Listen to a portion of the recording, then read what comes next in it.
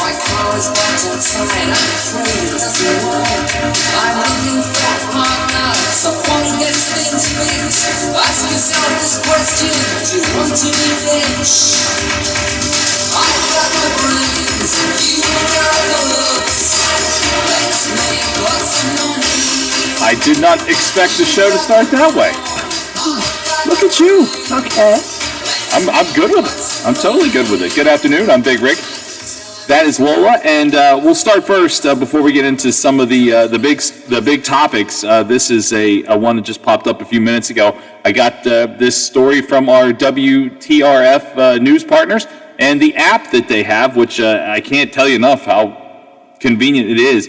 A person was digging up a gas line for a new house over in Shadyside, Ohio, and it had a little bit of an issue, which actually affected sort of the Shadyside School. Shadyside School Superintendent John Haswell says the line near Jefferson Elementary School ruptured and caught fire this morning around 9:45. Just to pass along this note, all the students were fine. They were taken to the high school, and apparently they got to have pizza. Most of the parents of the children went to pick them up there at the high school. So everything is fine there. It was just done out of an absolute abundance of caution. And if nonetheless, even though it was an inconvenience for a lot of people, the good news is the kids got a pizza party. School will be back in session tomorrow. So that's good news that nothing really bad or serious happened with that. On the other hand, that is not the case in Minneapolis. Yesterday, right before we left here, Lola and I were talking about what ifs, all those types of things, what could have happened. Well, I think it was not nearly as bad as I thought it could have been. It's not nearly close to over. But yesterday, I was sitting at home reading stories and doing some other work. And I mentioned yesterday, one of my dearest friends lives in Minneapolis, and he texted me a screenshot of the emergency alert system that all the people in the area got, including him, and said, there was a curfew, stay home, stay safe, all that kind of stuff. I would expect that there will be one similar to that tonight. I ended up talking to him for about an hour and a half last night, and he's a guy who leans to the very liberal side. So we do have some differences there in opinion on the things that we think and feel. But at the end of the day, we both kind of had the same thought about this. And there's more details as we'll get to here as the show starts to unfold. But this was, no matter how you interpret the video, and Lola and I both watched the video, no matter how you interpret the video, there's no way to undo any of this. And it probably is the most, I'm going to select my words here carefully. It was the worst time possible for this to happen. And I don't know that Minneapolis is going to have many peaceful nights in the near future. Getting the idea of what my friend was saying, someone who was nearby, he was not anywhere near any of it. It was about 10 blocks away from where the incident took place with George Floyd. It's a community that's still trying to get back on its feet from last year. The feeling of at least one person that lives in Minnesota that I know very well is, this is only going to get worse. It's only going to get worse. People are mad. They should be mad. They have every right to be mad. Last night there were some tear gas, some flashbang grenades, that kind of stuff to try to curb the violence from overly starting. It wasn't nearly as bad as what we saw last summer, but then again, I think it's also in the early stages. I would be, and I said this to him last night as I talked to my friend in Minneapolis, I would start to fear going out. Maybe that's stupid. He doesn't have a huge desire to go to a lot of places anyway. He works from home, as so many people have done, but he was doing that before it was pandemic cool. He was working from home. I would imagine that a lot of people are going to stop doing things. The NBA didn't play in Minneapolis last night. The NHL did not play, nor did Major League Baseball. So we had no baseball, no basketball, no hockey taking place in Minneapolis or with any of the teams from Minneapolis last night. This is a weird situation. Because I don't know that anybody can help it. I don't know that there's anything that anyone can do to make this better. At least not any time in the immediate future to alleviate some of the anger, some of the violence. The protests are fine. Protests are allowed. Violence is not. I don't know that I'd want to live in Minneapolis right now. It's a great city. It is a great city. But man, it's kind of scary. Did you watch any of the footage from last night? No. I don't. It's like overload. It is. You see it once and you get it. I understand, I've seen it. I can digest it. I don't need to see it over and over and over again because you're not learning anything new. It's the news's way of staying relevant.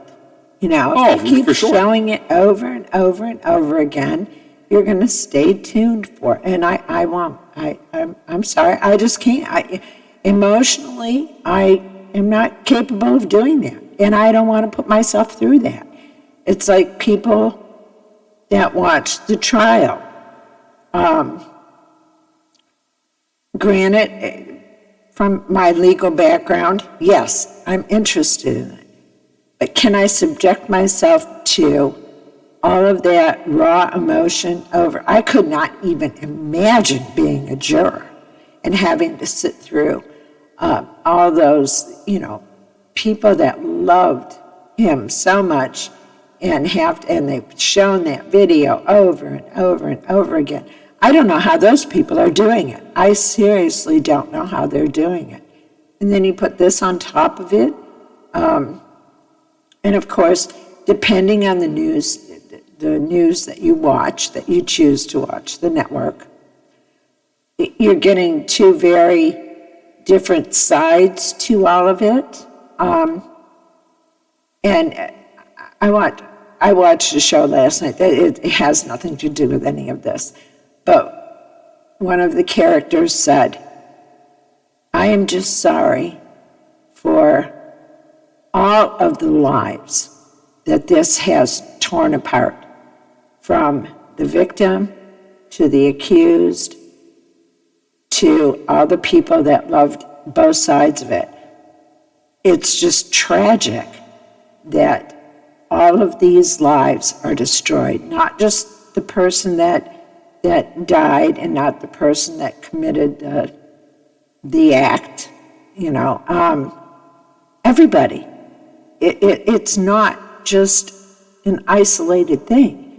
And that really struck me last night when I heard that little monologue, because it's true. Oh, it's very true. And, now you have the police officer that fired the fatal shot. She has resigned. I can't even, she had 20-some years experience. 26 years. And she was a training officer on that particular day, so she had a rookie with her. I can't even imagine what she is going through, especially if it was truly an accident that she grabbed the wrong handle or butt or whatever you want to call it. I'm not defending her, but I can't imagine what she's going through and what she's going to have to go through, regardless of what happens on the outside. mentally, she's never going to be right. Well, you're right. You're right. That Officer Kim Porter, 48-year-old officer, 26-year veteran of the police department, submitted her letter of resignation this morning. The mayor, Mike Elliott, said in a press conference that the city did not ask her to resign. She decided to do that on her own. Also, the police chief there, Tim Gannon, resigned this morning.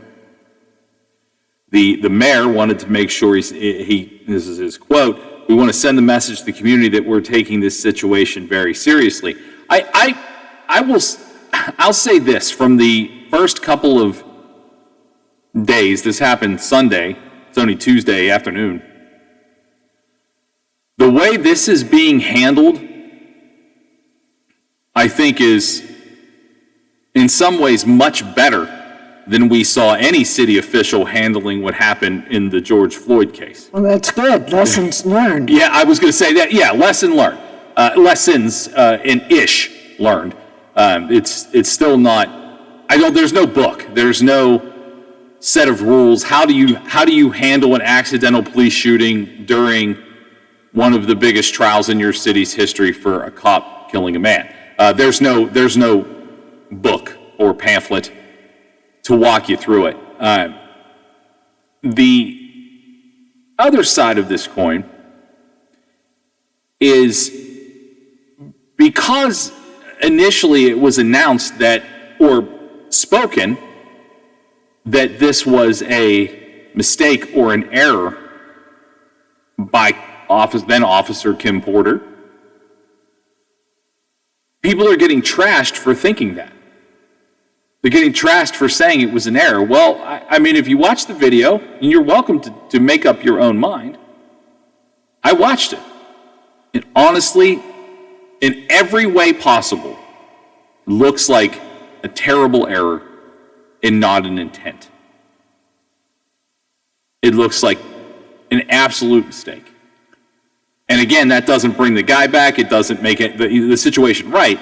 But humans make mistakes. This was just the worst time in probably the worst city this mistake could have been made. My question is, why was he trying to run?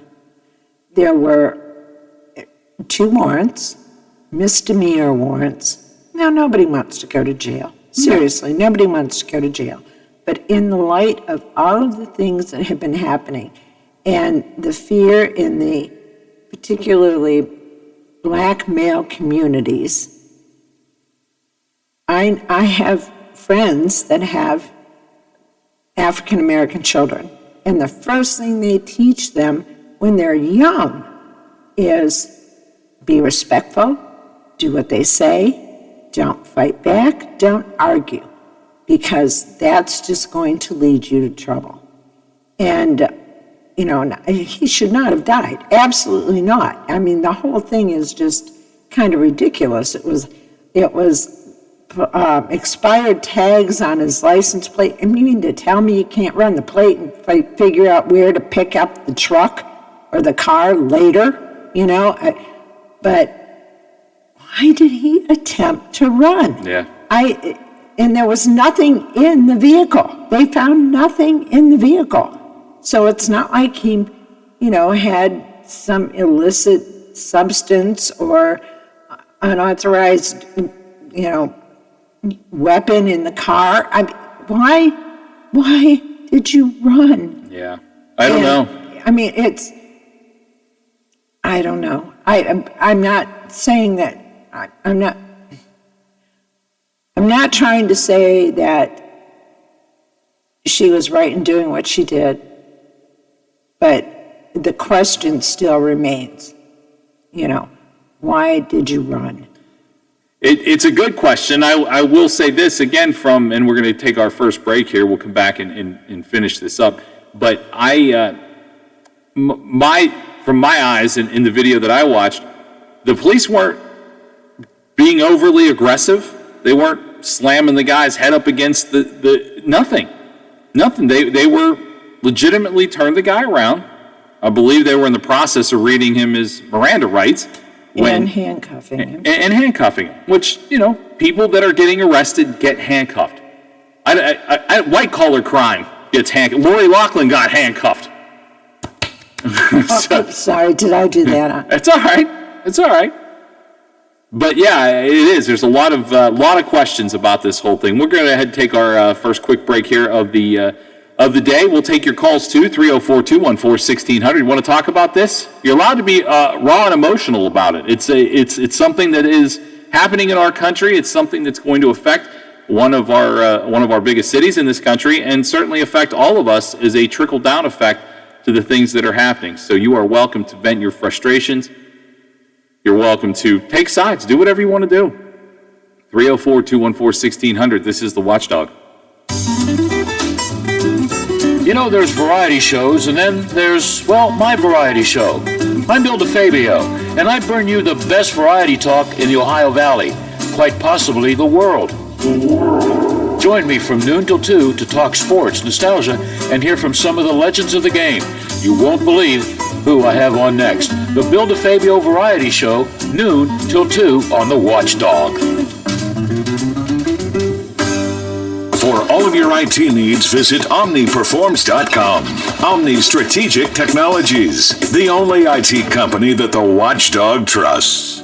A serious injury from an accident can be just the start of your worries. What if you cannot return to work? How do you take care of your family if you're disabled? At Gellner Law Offices, we represent seriously injured people and understand their problem. We know how to get you fair compensation. We will work hard to make sure you get the money you deserve for your losses. Don't go it alone. If you're hurt in an accident, call us at 304-242-2900 or visit us at GellnerLaw.com. We'd like to help. Toyota RAV4 is the #1 selling SUV in America over the last year. Available as a hybrid and with all-wheel drive, it has the style and versatility for all your life's adventures. And through May 3rd, get up to $1,250 cash back from Toyota on select new 2021 RAV4s. Shop Toyota's official website for deals via Toyota.com. Then see your Toyota dealer. Go Toyota, and let's go places. WKKX and WVLY voted coolest couple in their high school yearbook. I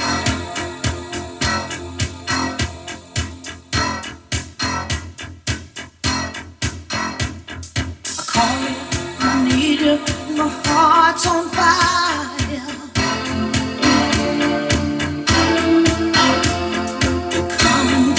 Come to me wild and wild. When you come to me, give me everything I need. Give me a lifetime of promises and a world of dreams. Speak the language of love like you know what it means. And it can't be wrong. Take my heart and make it strong. It's simply the best. Better than all the rest. Better than anyone. The dynamic Tina Turner. Great documentary out right now about Tina Turner. It's fantastic. I think it's on HBO Max. It goes from top to bottom, from childhood all the way through the Ike years, and in her enormous success as a solo entertainer. It's really a good watch. I remember her in Thunderdome. She Sure. was awesome. Yeah. I mean, one of the first things I remember about Tina Turner is away from the Ike Turner days, was she was one of the first people to ever insure her legs. And they were dynamite. Betty Grable did that. But I mean, as a child, I mean, for me, it was, Betty Grable was not. Way back. Yeah, she was. Olden days. Yeah, she Olden days. was way back. But for MTV to talk about it, it was like, well, that's interesting. I didn't know a human could do that. Well, when you watch the video for The Best, no wonder she did. Yeah. Oh no. No. Tina Turner is a sensational person inside and out. No doubt about that. It's a great documentary if you get the time. You know, I'd rather talk about Tina Turner than the things that are going on in this world today. Me too. I would certainly rather spend an hour doing that and talking about that. But really, there are things going on in the world. I kind of want to finish up some of the thoughts I had about what's happening in Minneapolis. I mentioned the officer. She was a 26-year veteran. She went ahead and put her papers in to resign, and so did Police Chief Tim Gannon. Now, here's where this might be unpopular for some, but this is me just giving my thoughts on something that I absolutely think is appalling. Gannon said on Monday that he believed that Potter, who was the officer, mistook her firearm for the taser when she shot Dante Wright on Sunday. And they released the body camera footage, which, you know, you can go see if you choose to, of the incident in which Potter shouted taser. She shouted it several times before she shot. Gannon was criticized so heavily for that, for saying it was an accident, that he felt pressured into resigning his job. Meanwhile, city manager Kurt Bogany, we'll go with that, was fired. He said on Monday the officer should be given due process after Mayor Mike Elliott said she should be fired. The city manager has control of the police department, but Elliott said the city council voted Monday to give the mayor's office command authority. Well, I got to tell you, if we're just going to go ahead and start firing everybody for the idea of giving due process, we are in a bad, bad place. As much as I hate the whole thing, even the officer accused of killing George Floyd is getting due process. Due process is your right. At least it should be. At least it used to be. I cannot believe that someone was fired overstating, in my opinion, what we all think, what we'd all want. Due process. Doesn't mean you're innocent, doesn't mean it's going to go your way, but it is your right to have a chance at due process. It wasn't, he didn't say fair trial, he didn't say immunity, he didn't say any of those things. He said due process. Due process is what, in my opinion, is the basis of the idea of a legal system and rules. That's right. I mean, I cannot, what the hell is actually happening in Minneapolis? Again, watch the video, decide for yourself. That's why you can watch it. You can decide for yourself. You don't have to follow any particular narrative of this. You could be a free thinker, watch the video and go, oh, I think she totally meant to do it. Or you could go, I think that was an accident. Or find somewhere in between if you want. But you can do that. For this person to be fired for suggesting the officer should get due process is an embarrassment on every level, from that city, which is it Brooklyn Heights, I think is the actual name of the, it's Brooklyn Heights, to the county, to the entire state. That's an embarrassment.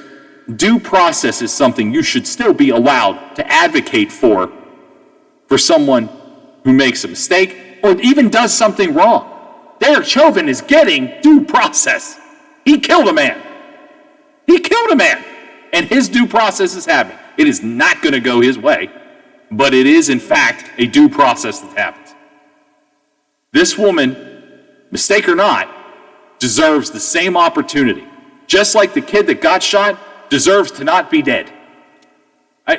We can't turn it back the hands of time, but if you start firing people for suggesting they follow the process, then we have no legal system left. That's right. That is the most untrustworthy group of people I have seen. Well, that's a fundamental of our legal system. Yes. Is, due process and, That to me, that's just wrong. It is. It's absolutely wrong. And then when the mayor said the city council voted Monday to give the mayor's office command authority. Well, to me, that seems more like a dictatorship than the idea of letting people do their jobs. There is a police chief, there's a commander, there's all of those things. And if those people are not capable of doing those jobs in a manner in which people trust, then they aren't the right people for the job. But if you feel like you need to let the mayor handle it, and the city council says, well, the mayor has to handle it, then they should. That's not the mayor's job. Absolutely not, it isn't. Absolutely not, it is not the mayor's job. And I get that there's so much tenderness involved in everything hurts in Minneapolis. I get it. And were they absolutely the wrong direction on the George Floyd thing? Yeah, the whole place. I mean, from the city to the state. The governor was not good at it either. But people have jobs based on their merit. That person had a job. If they didn't do the job in a satisfactory manner, which I'm sorry, 10 minutes after this whole thing happened, decide that they handle it unsatisfactory and then fire the guy because he suggested due process, to me, there's nothing trustworthy about this mayor. Now, I'm glad he's not my mayor. There is nothing trustworthy about that. And that, I think, is going to add fuel to the fire. Everybody's going to take a side in this. This isn't necessarily like George Floyd. I mean, you have those people that are, well, he wasn't a good guy anyway, so he deserved to die. That's ridiculous, and you shouldn't say that. And if you feel that way, then we'll never find common ground on that. I'm not calling you a bad person. I'm just saying you and I would never find common ground on thinking it was justifiable because of the things that he did outside of that particular moment. But anybody who has looked at that can agree that kneeling on a man's neck for 9 minutes is probably not good for their health. I think we can all establish at least to there. This is different. There is a cause to believe that this actually was an accident. May actually be more divisive in this country because people can legitimately take sides in this.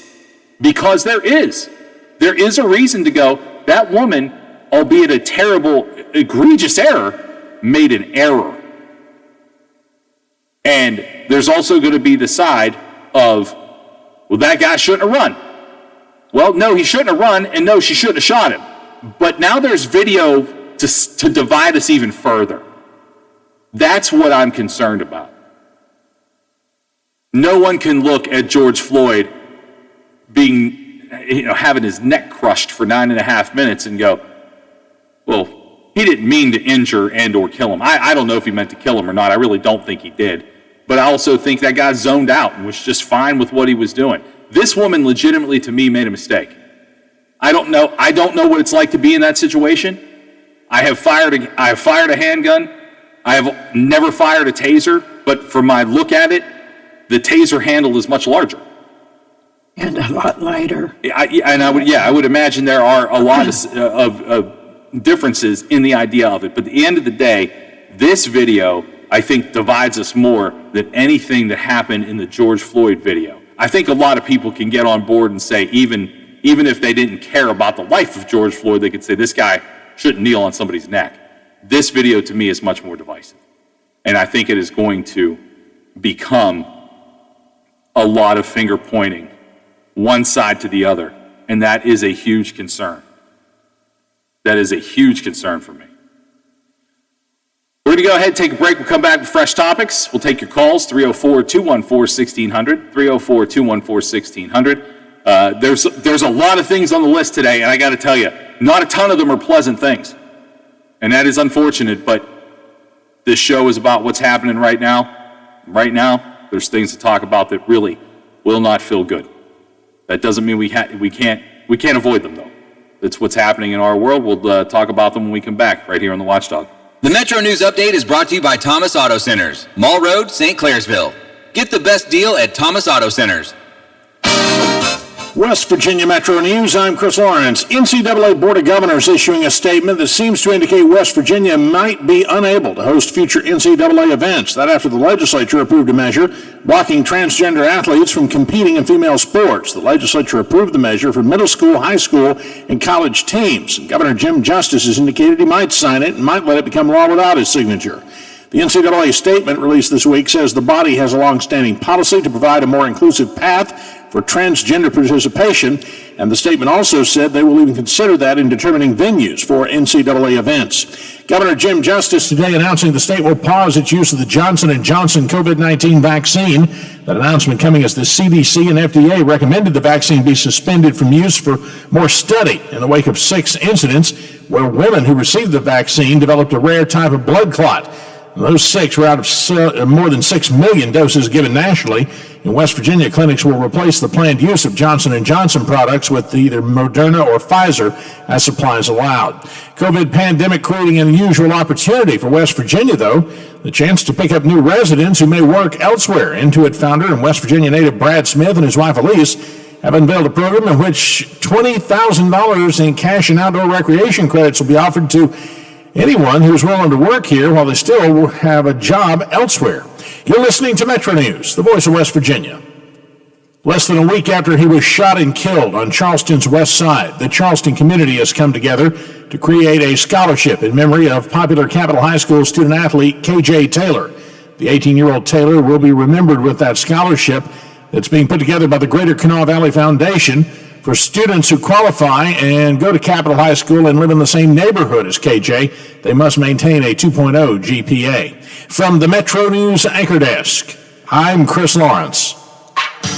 AutomotiveMap.com presents the Sports Flash, powered by the Score on the Watchdog. I'm John Thayer. The golf world celebrated Hideki Matsuyama on Sunday as the Masters champion, becoming the first male athlete from Japan to win a golf major. Matsuyama finished one shot better than Will Zalatoris. I wanted to be on the stage for forever, for basically my entire life. So I think if anything, it's like you finally get to this moment, and why shy away now? Gotten here, so, let's go do some damage, and it was a fun week. Zalatoris looks to continue momentum this week at the RBC Heritage at Hilton Head Island, South Carolina. Minnesota professional teams postponed games yesterday following the police shooting of Dante Knight. Download the Score app today. Lightning fast sports alerts so you never miss a thing. It's why the Score app is one of North America's most popular sports apps. I'm John Thayer with the Sports Flash, powered by the Score on the Watchdog. What can give you a competitive edge in today's red-hot housing market? Rocket can.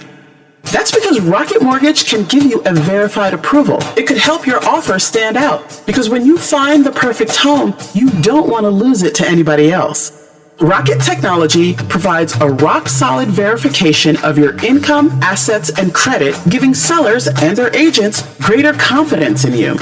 We've already helped over 1 million clients just like you reach their home financing goals this year alone. So remember this. What can help you buy the home you really want? Rocket can. Go to rocketmortgage.com or call us today at 8338-ROCKET. That's rocketmortgage.com or call 8338-ROCKET. Rocket. A verified approval is based on an underwriter's analysis of your individual financial information, appraisal, and title report. Call for cost information and conditions. Equal housing lender licensed in all 50 states and MLSConsumerAccess.org, number 3030. Does your dog need groomed or walked? Are you looking for a pet sitter or dog boarding options? If so, call Dirty Paws, Wheeling's newest pet care service, providing the Ohio Valley with everyone's pet care needs.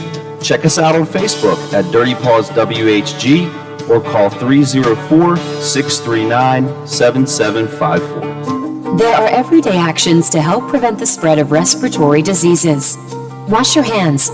Avoid close contact with people who are sick. Avoid touching your eyes, nose, and mouth. Stay home when you are sick. Cover your cough or sneeze. Clean and disinfect frequently touched objects with household cleaning spray.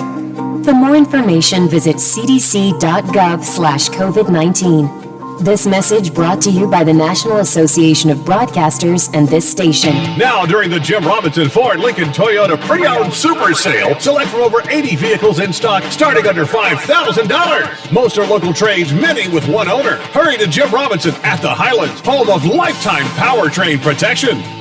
Now, during the Jim Robinson Ford Lincoln Toyota Pre-Owned Super Sale, select from over 80 vehicles in stock starting under $5,000. Most are local trades, many with one owner. Hurry to Jim. Now, during the Jim Robinson Ford Lincoln Toyota Pre-Owned Super Sale, select from over 80 vehicles in stock starting under $5,000. Most are local trades, many with one owner. Hurry to Jim Robinson at the Highlands, home of lifetime powertrain protection. Now, during the Jim Robinson Ford Lincoln Toyota Pre-Owned Super Sale, select from over 80 vehicles in stock starting under $5,000. Most are local trades, many with one owner. Hurry to Jim Robinson. You know, there's variety shows, and then there's, well, my variety show. I'm Bill DeFabio, and I bring you the best variety talk in the Ohio Valley, quite possibly the world. Join me from noon till 2 to talk sports, nostalgia, and hear from some of the legends of the game. You won't believe who I have on next. The Bill DeFabio Variety Show, noon till 2 on the Watchdog.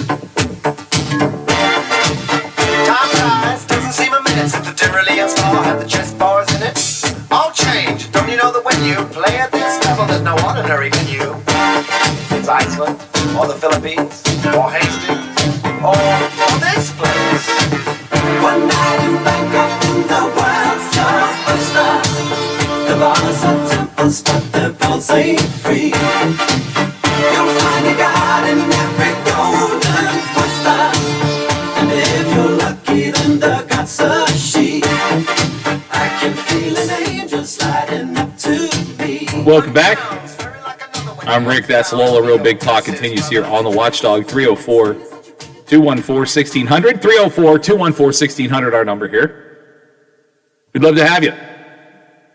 This one kind of threw me for a loop, and a lot of people. But my fear is exactly what I'm seeing in the comment section of every article that I see about this. The Johnson & Johnson vaccine has been temporarily paused in the United States due to six blood clot cases. 6. I'm not undervaluing anybody's health or well-being or life. But 6 is not a lot. And I appreciate the abundance of caution. They're saying the review of this is going to take days, not weeks or months. However, this having to hit pause is creating exactly what you knew it would. Everybody who was already on the fence is now going, well, there's no way I'm getting it now. No way I'm getting it now. Lowell and I both had Pfizer, and really, the first day I just was sleepy. The second time, I didn't have anything. Some people get it worse than others. I get that. Being sick, especially when you know that you're getting something that's going to make you not feel well, is a miserable thought. But this Johnson & Johnson pause here, Lola, it's not helpful. Now, I will say this. Everything I've seen for clinics around here, they're just keeping the appointments and going to distribute you a different vaccine, whether it be getting Pfizer. Yeah.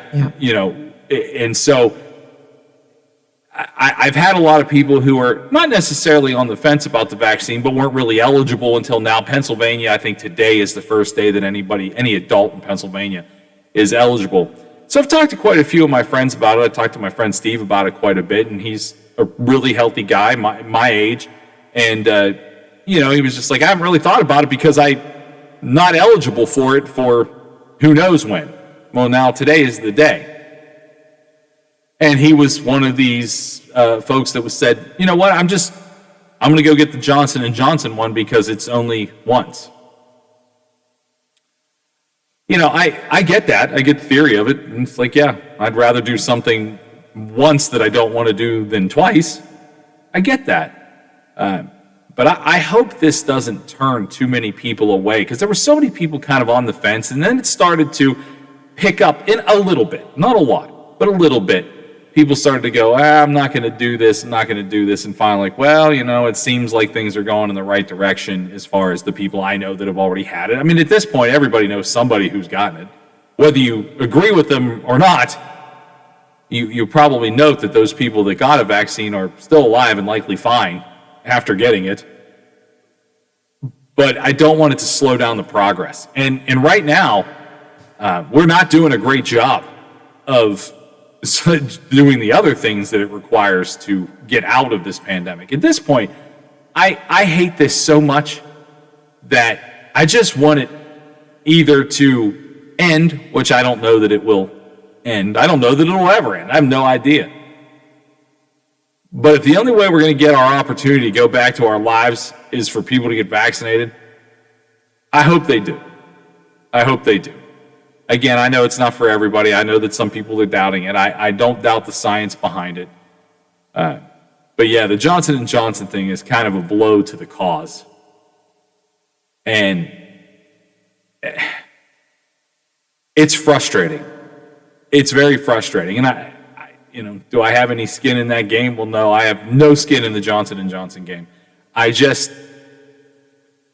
think that it's an extraordinarily low number at 6. I think that in 6 blood clots, they found 6 people with blood clots in all those vaccines. I appreciate the concern. I do. I totally appreciate the concern. If that was my mom, me, Lola, I would care tremendously. And I do care. I just think, unfortunately, they had to hit pause on something that has a super high success rate based on a very small number. And I think people are going to take that number of 6 and turn it into people are getting blood clots. Not people, 6. 6. That's your hand plus 1 finger. It's not a lot. It's 6 out of 1.6 million. Yes. Doses. And what I find strange is that it's that premenopausal state or age group that these have been found in. So perhaps, and I'm just guessing here. Maybe it's got something to do with hormones, because it's all been women and it's all been that premenopausal age group. So perhaps it's got something to do with hormones, or perhaps it doesn't have anything to do with the vaccine, but it has to do with being premenstrual. Yeah, I mean, that's what, and I think that's kind of what they're suggesting is going to be looked at, scrutinized during this pause, is what is it that all these people have in common? Because again, 1.6 million vaccines and 6 people got blood clots. Again, not devaluing their health or lives. But if they all have a common trigger, which I think I read something about it. I've read several articles about it today, so trying to stretch out everything that I read. But I think the idea had something to do with white blood cell count. That has something to do with it. That's how they can test to see if that's what it is. And if it is, then there's a different treatment for that than there is for just a blood clot. Yeah, I read Halperin is what usually they use for blood clots to thin them out. And I remember, my mother and my grandmother both have had this issue, so I remember them taking Halperin for different things. So yeah, I mean, they have to figure out how to treat it properly because it is different. But I don't know. Again, I'm not a doctor. Well, I know people that have got the J&J. Okay. Yeah, I was going to say, well, I know someone works here. Yes. They got the J&J, and you know, it falls in that age category. You know, and it's just like everything's fine. My concern is just how much, I guess, trash talk. I don't know how you want to describe it, but just how many people are going to bash it. Yes. Yep. They're going to bash it so much to other people who are either on the fence or waiting in line. I mean, let's face it. You and I at this point are kind of vaccine veterans. Yeah. You know, we don't have a dog in the fight anymore. Yeah. I mean, you know, and will we have to get booster shots for it? Probably someday. I don't know how all that's going to shape up, but we at least have to get to the point where enough people are vaccinated to get our lives back. And that's the thing that I don't understand. The people that are so hard pressed against the idea of getting vaccinated. I get it for your system. If you feel like your system should not have it, I mean, I can't tell you how to feel about your own personal health. But the same people are the people that will complain that you can't go here, you can't do this, I can't go there, I can't do this, can't go to concerts, can't, you know, those things aren't going to open up until the majority of people are vaccinated. I read that 40% of Marines that were offered the vaccine didn't take it. But that. Yeah. Any other time, the military says, this is what you do. Yeah, absolutely. And for them to give them the option on this? Shocked. I'm shocked. So I am too. You know, my buddy Kyle spent a lot of time in the military. And he was on his way out, like 30 days on his way out, and they made him get like an anti-malaria shot. And he's like, I'm not going back to the jungle. I'm out of here in 30 days. I said, well, you're here today. Here you go. You're here today. And he might be stopgapped, so you may as well go ahead and get it. Yeah, so, you know, he said that wasn't an option for him. And I'm surprised that this is an option. Now, here's where I think that will change. One of the arguments that I see from a lot of people is that it's not approved by the FDA. It was approved for emergency use by the FDA. So again, we get into a war of words. How is it properly written? Well, if and when, and I would imagine it's closer to when the FDA does say this is completely and fully approved, because again, they're gathering more data every day while they see it in live use. And someday they're going to just say, you know, whether it's Pfizer, Moderna, both, down the road, Johnson & Johnson, however it works out, they're going to say that these things are safe and approved by the FDA. That's when I think the game changes, because a lot of people, if something is approved by the FDA, I think at that point, employers do probably have more of a leg to stand on as far as requiring you to get it. Requiring you to get something, I will say this, in the fairness of all of it, I mean, it was, you know, it's a personal choice, and it was my choice to seek it out as soon as possible and get it, and roll the dice on what could happen to me, although I didn't fear that very much at all, other than the temporary sickness of whatever could have been. But I can understand how some people are like, well, until this is approved by the FDA, I'm not doing this. Well, what are you going to do when it is? Because then it might be required by places. And if it's required by places, then we're really going to see a shift in the job market, because some people are going to go, I'm not taking it. I'm not going back to work if you're requiring me to do that. That's going to happen. It's not even a matter of if. I think it's a matter of when. You know, vaccine passports have come up. The White House said they're not doing that. I get that. But I think they may put the difficult task of letting businesses decide whether you have to be or don't have to be. And I think as soon as it is fully approved by the FDA, which will come, then I think that is when that changes. But for right now, J&J on the shelf as they continue to figure out what caused these blood clots in these 6 people. So, you know, we'll see. They say a couple days, not a couple weeks or months. Personally, I wouldn't have too much concern about getting it. It's the same people that tear down the idea, well, the doctors have said that you could still contract coronavirus and still carry it if you're vaccinated. Well, yeah, they told us it was 95% effective. It's 5% chance. If I get a 95 on a test, that bad boy went up on the refrigerator. It went up on the fridge because that's good. I don't know what else to tell you about it. Haters gonna hate. I still suggest people go get vaccinated. We're gonna go ahead and take a break. We'll come back. We got new topics. We'll take your calls. Talk a little sports. All kinds of stuff going on today here on The Watchdog. The Watchdog is FM 98.1, AM 1600 WKKX Wheeling, FM 97.7, AM 1370 WVLY Moundsville. As defense attorneys in the Derek Chauvin murder trial are presenting witnesses today, the prosecution resting its case earlier. Defense attorney Eric Nelson recalled Minneapolis police officer Nicole McKenzie, who had already testified last week as part of the prosecution's case. She testified about the training officers received concerning excited delirium, a syndrome characterized by agitation and aggression.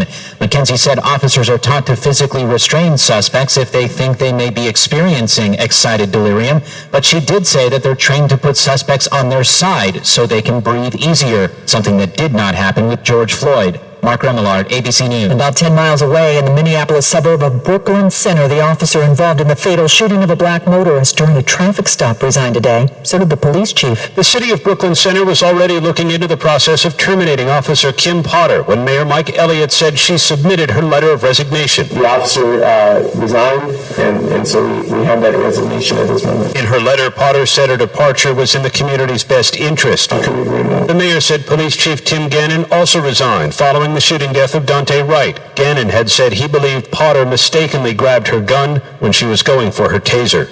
Aaron Katursky, ABC News. The FDA says it will review the Johnson & Johnson COVID-19 vaccine in the coming days. It paused the emergency use of it after 6 women experienced blood clots after receiving the J&J shot, including a woman who died. Nearly 7 million doses of the J&J vaccine have been administered in the U.S. The White House says the pause will have minimal impact on vaccination efforts. The active volcano in the southern Caribbean island of St. Vincent erupted again today, spewing ash for miles. Government officials say there's no immediate need for Carnival cruise ships to help evacuate local residents. You're listening to ABC News. What's in store this week at Staples? A big deal on ink. That's kind of a big deal. Staples has the technology, furniture, and supplies you need for a totally productive workspace. And right now, you can earn 40% back in Staples Rewards when you purchase any 2 ink or toner cartridges. Shop in-store or get same-day delivery powered by Instacart. Ends 4/17/21. Limit 4 in-store and on Instacart only. Visit staplesconnect.com/ink rewards for details. Instacart delivery subject to availability. Additional fees may apply. If the new Oral-B IO electric toothbrush had a theme song, this would be it. I think you're gonna wanna see this. Oh, you're gonna wanna see it, all right. Only IO technology combines Oral-B's dentist-inspired round brush head with gentle micro vibrations for a clean that'll make you say wow. Exactly. Get the wow of a professional clean feel every day with the new Oral-B IO. You're gonna see what everybody's talking about. Oral-B. Brush like a pro. Democratic leaders are calling on their Republican colleagues to support the COVID-19 Hate Crimes Act, which addresses the uptick in violence against Asian Americans. Senate Majority Leader Chuck Schumer. There have been so many incidents in the last year or two, and part of that, I have to say, was because our last president never discouraged, or almost never discouraged, and often seemed to encourage bigotry. The legislation was introduced by Senators Mazie Hirono and Congresswoman Grace Ming. As California gets ready for another likely recall vote, some familiar names are hinting that they may want to run for governor. This time around, now former porn star Mary Carey says she's serious about a run for governor. 18 years ago, when she was 23, she says it was a publicity stunt then, but now she says she's more experienced and ready to lead California. I am not going to take this position laying down. I am ready to be on top. Now this just creates a circus-like atmosphere of the 2003 recall effort when there were 135 candidates on the ballot. Alex Stone, ABC News, Los Angeles. Uber says it's reached an all-time high in bookings last month, and because of that, the ride-sharing service says it needs to hire more drivers. Uber use is up, with many people avoiding public transportation. Still, as this pandemic goes on. This is ABC News. It's like I blinked, and suddenly all my business shifted to e-commerce. Now, my business hours are whenever my customers need me. My customers want everything now and faster than ever. It's a whole different world. Your business is changing.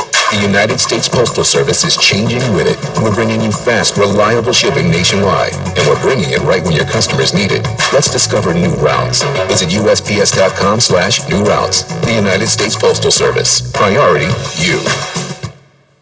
I'm Michelle Franzen, ABC News.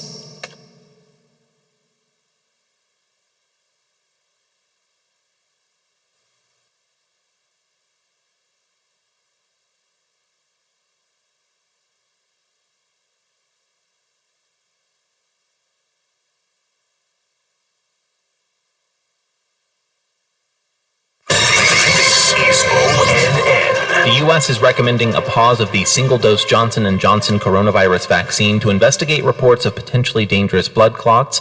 ONN's Dave James reports. In a joint statement today, the CDC and the Food and Drug Administration said they were investigating clots in 6 women, ages 18 to 48, that occurred within days after vaccination. The clots were observed along with reduced platelet counts, making the usual treatment for blood clots potentially dangerous. Nearly 7 million doses of the J&J vaccine have been administered in the U.S., the vast majority with no or mild side effects. Dave James, ONN News. Governor Mike DeWine has instructed vaccine providers to pause giving out the J&J vaccine in Ohio. And as Michigan deals with its highest number of COVID-19 cases in months, it has Ohio doctors keeping an eye on the situation. Laura Queso with affiliate station WKYC-TV in Cleveland reports. University Hospital's infectious disease physician, Dr. Keith Armitage, says we are seeing a steady flow of cases, but Michigan's status is a wake-up call. Look at the hospitals there.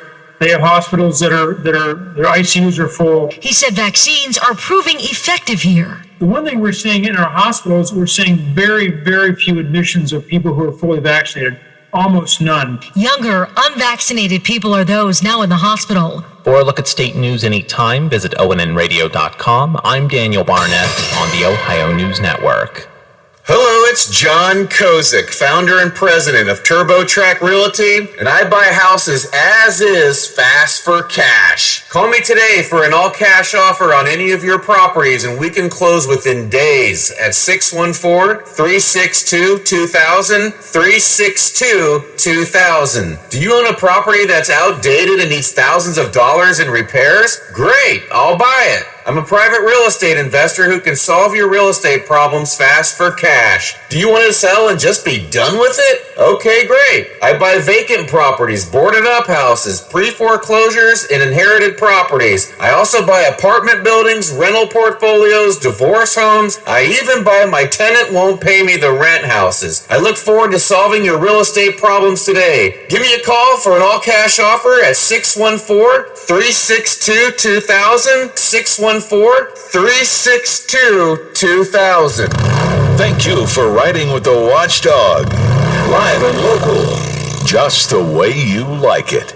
Keep tools, lawn equipment, and more protected with Suncast storage sheds from Menards. All 11% off. The Tremont 8x10 storage shed features blow-molded resin construction and steel-reinforced double walls for years of durability. All Suncast storage sheds are now 11% off. Get 11% off everything now at Menards. Good through April 17th. Savings or mail-in rebates. Some exclusions apply. See store for details. Save big money at Menards. Hello, everyone. From the Watchdog, I'm the Storm Tracker, Darnell Foster. Weather look at your local weather forecast for your Tuesday. Partly cloudy skies. Daytime high near 70 degrees. Partly cloudy through the evening and the overnight. Below near 48. You'll see mix of clouds and sunshine continuing for your Wednesday with highs in the lower 70s. Have yourself a great day, everyone. From the Watchdog, I'm Darnell Foster. The views and opinions expressed on the following program are not necessarily those of this station or its sponsors. Keeping it real for the right. Keeping it real for the left. 100% Real Talk is right here. Real Big Talk continues. Now on The Watchdog, here's Big Rick.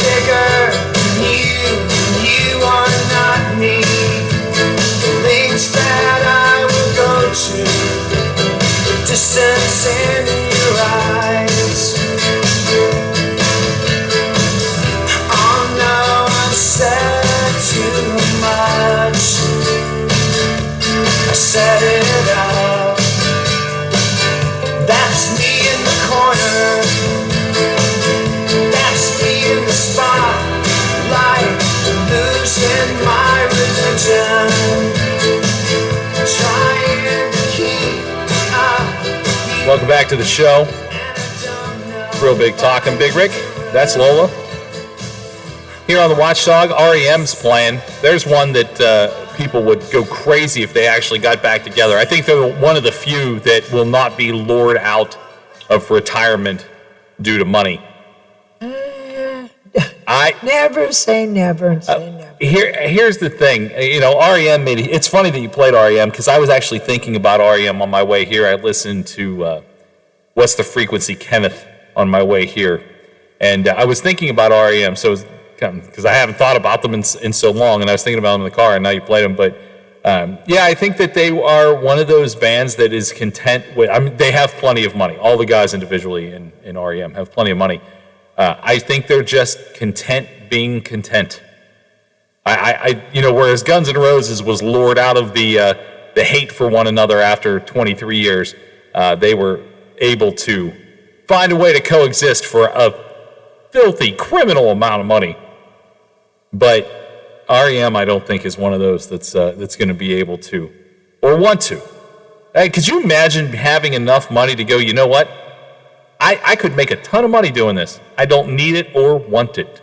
What a crazy feeling that must be. I guess when you put the scales, lots of money, aggravation.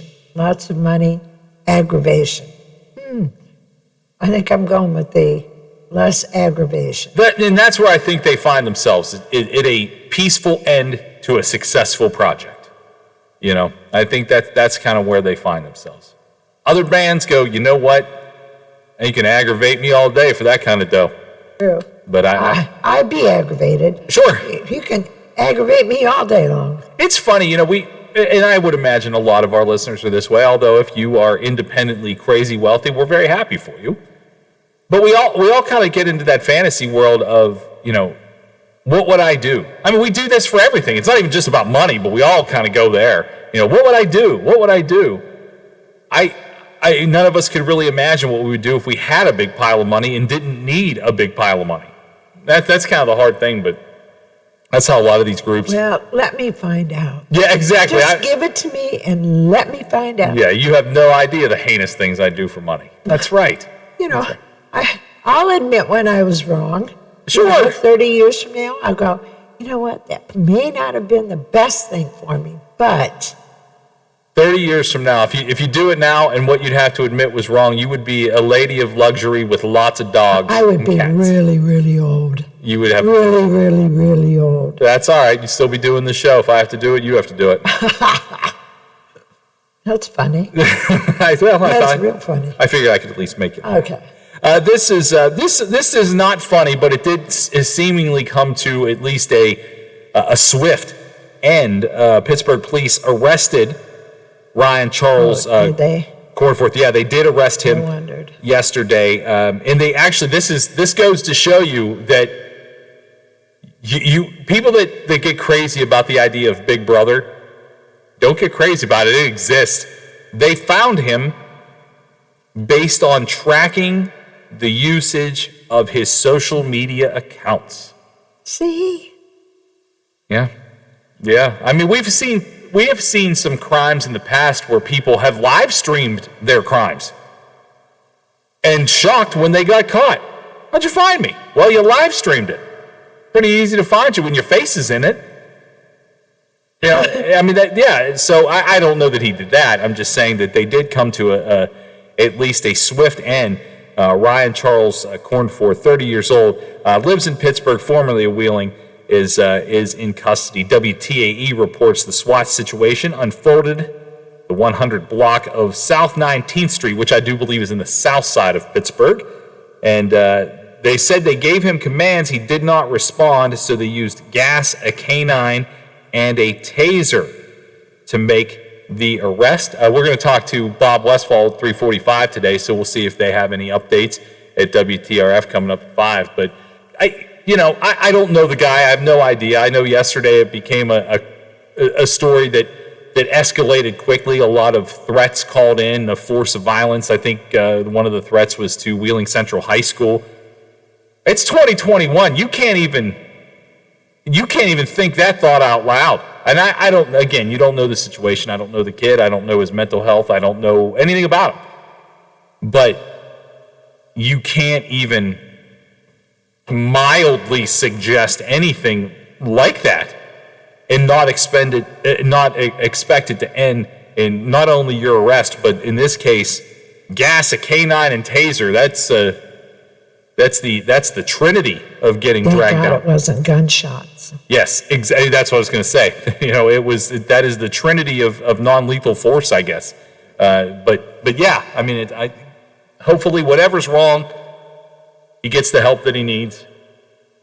And glad that the police were able to do that swiftly. We've actually seen in the recent weeks a lot of. I don't know a lot, but certainly swift action by both states searching for different people. There was the guy that shot the officer in McKeesport right outside of the precinct, and they took him down. I think in Fairmont or Bridgeport. Did West Virginia State Police, and now you see, return the favor, the city of Pittsburgh Police able to find this guy Ryan Charles Cornforth and put an end to that peacefully. So we'll continue to follow that, see what that whole story is about. Before we take our next break, Lola, I know that, and I didn't get a chance to hear it, but I saw that Denny Magruder was in here earlier. And I think I heard, and again, I didn't get a chance to listen to Bill's show today, but game is on for tomorrow night. Did they figure out what exactly has happened? This is something that does occur. They don't know really what causes it, but usually, I forget the term he used, which is an ice-making term. Usually it's a really small piece. They can put snow in there and then use liquid nitrogen to refreeze it. Well, these were too big of chunks. And it turned out that the first day was in the southeast corner. The next day it was the southwest corner, and they were 10-inch slivers that came out. So they called in the people that installed the ice system in the first place. They went through everything. Did you know there's 20-some miles of piping underneath that ice? I didn't know it was that amount of miles, but yeah, I knew that there was it's kind of like intestines. I know this sounds stupid, but there's a lot. It's I was going to say a septic tank field, but one or the other. But you never understood how many miles of intestines your body has. Well, it's the same thing. You never would imagine what's underneath that ice until you see ice get laid down. It is. I didn't know it was 20 miles, but yeah, it's a lot of tubing. Yeah. So they're hoping. The team today practiced and really tried to give it a game feel to it to make sure that the ice is good. But they're going to keep the guy here that installed this in the first place. So if there's problems, they'll be able to correct it. It just happens. Yeah, I guess it does. It happens at NHL stadiums, and so. Look, I mean, it happens. That's the thing. People were slamming this. First of all, the NHL. I mean, the pinnacle of hockey in North America, or globally, really. The pinnacle of hockey globally screwed up so bad that they had to play an outdoor game at midnight because they never accounted for how to take care of the ice if the sun shines. So really, these things can happen to anyone. Like I mentioned, when I was a kid, I mean, that liquid nitrogen was squirting out of the ice in the middle of one of my games. I was like, that's probably not right, and we weren't allowed to finish. I mean, we were close to the end anyway, but they were like, yep, just get off the ice. Here's the end of the game. And again, safety wasn't really a thing people cared about back in the early to mid-'90s, so we just didn't realize that it was squirting, probably something that we shouldn't be playing on the surface with. But yeah, I mean, that happens. Hopefully the game happens tomorrow night with no problems, and everybody can move forward from that. But judging the team, the arena, I saw people just slamming. And between the tax dollars and things like that. I mean, people come up with everything to get mad about. Everything to get mad about. Don't do that. If you don't like the team, you don't like the product, don't go. Don't go. But to think it's an inferior place, it's a great place. It's a great barn. It's a fun place to play. It's certainly a fun place to go. And this type of thing happens. I remember, actually, when they were putting the ice down, so that was was that October? November. They were putting the ice down, and DJ sent me a text message with a picture of the ice being laid. And that is, it's just a lot of stuff you wouldn't imagine. When you put water into an ice tray and put it in your freezer, that is not how hockey ice is made. And I think sometimes people just assume it's that simple, but it certainly is not. We're going to go ahead and take a quick break. We will come back and we'll get into more topics. We'll take your calls too. Anything you want to talk about today. There is a lot happening in the world, and you shouldn't hold it in. Don't stay pent up. That's where you get mad, you get ragey, you get road ragey, everything. Let's talk it out right here on The Watchdog. The Variety Show with Bill DeFabio is live on The Watchdog Monday, Tuesday, Thursday, and Friday. We talk to some of the region's best business owners while keeping you informed about area events and happenings. You won't believe who I have on next. Tune in and get with the program. Guests from preachers to pros and even some Super Bowl champions. Join me, Bill DeFabio, from noon to 2 for The Variety Show on The Watchdog. Most of us are faced with uncertainty every day. Your job, your finances, sporting events, schooling for your children, and so much more. With so much uncertainty surrounding you, there is one auto dealership that you can be certain about, and that's Doan Ford.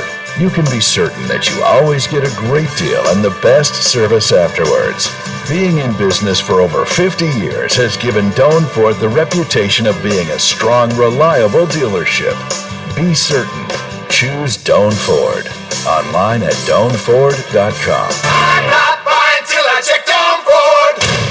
Over the years, you've brought opioids into your home. They helped when you were in pain, and you held on to them just in case. But holding on to opioids puts your family at risk. Learn more at www.fda.gov/drug disposal. Does your dog need groomed or walked? Are you looking for a pet sitter or dog boarding options?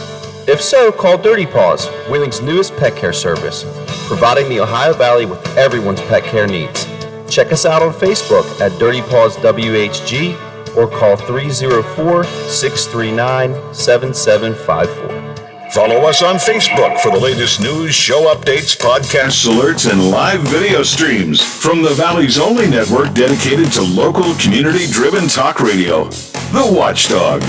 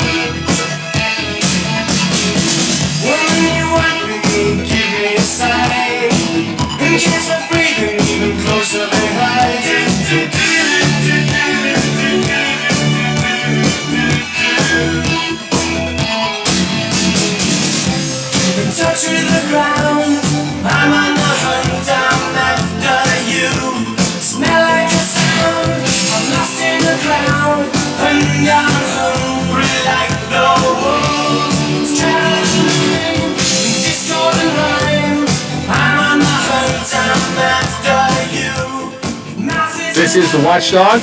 My name is Rick. That's Lola. Our program's Real Big Talk. I'm going to go ahead and thank our source, but not name him. He actually just sent Lola and I a couple of screenshots of things that appear to be Facebook posts from Brian Charles Cornforth. I'm not going to read them aloud. I don't think it benefits anybody to know, but just know the severity of that situation, honestly, and for me, I underestimated, but then again, I had no reason to estimate it in one way or another. It's just what we do as humans. We read a story, we hear a story, and we just, oh, that sounds terrible. It's worse than you thought. It's worse than you thought. We'll probably just leave it at that, but hopefully he gets some help, because some of those posts was certainly over the line. And that, just one more kind of, I guess, comment on that. A lot of us, all of us, I've done it, and this is why I think I mention it as often as I do. It's hard to know when someone is crying out for help, or how to take what they put in the social media world. How do you take it seriously? How do you not take it seriously? How do you let it roll off your back? How do you go, you know what, maybe I need to intervene, step in? It's hard to know what to do. It's hard to know what to do, but and I've skipped past it. I have someone in my life, and he's no longer in my circle. He's someone I root for silently, but I can't deal with the drama in his life that honestly once projected itself into my life. I said, nah, can't do it. But he is one of these people that he cries wolf so often that you really don't know what to do. And I fell for it so many times. And if something does happen, I will feel awful. But a lot of people feel like you can only respond so much. You know, and you can only do so many things. Well, right now we've never kind of in a time where we never imagine. Sometimes people are so isolated through this pandemic and things. And yeah, it seems like it's getting a little better with the idea of people leaving their houses more, but a lot of people got a lot of time on their hands. A lot of time, too much time, and spend a lot of time doing nothing but reading news and spending their time on the internet. When you see stuff that concerns you, my suggestion is reach out as often as possible. If it's beyond you, ask somebody else for help and understanding, because anybody that saw what I just read of this guy's messages or posts had to think, there might be something askew here. There might be something askew. And it is. It's hard to know. It's absolutely hard to know, but I would say stay vigilant when you see things that really, really throw you for a loop, because you really won't know how bad it could get. Luckily, this one turned out to be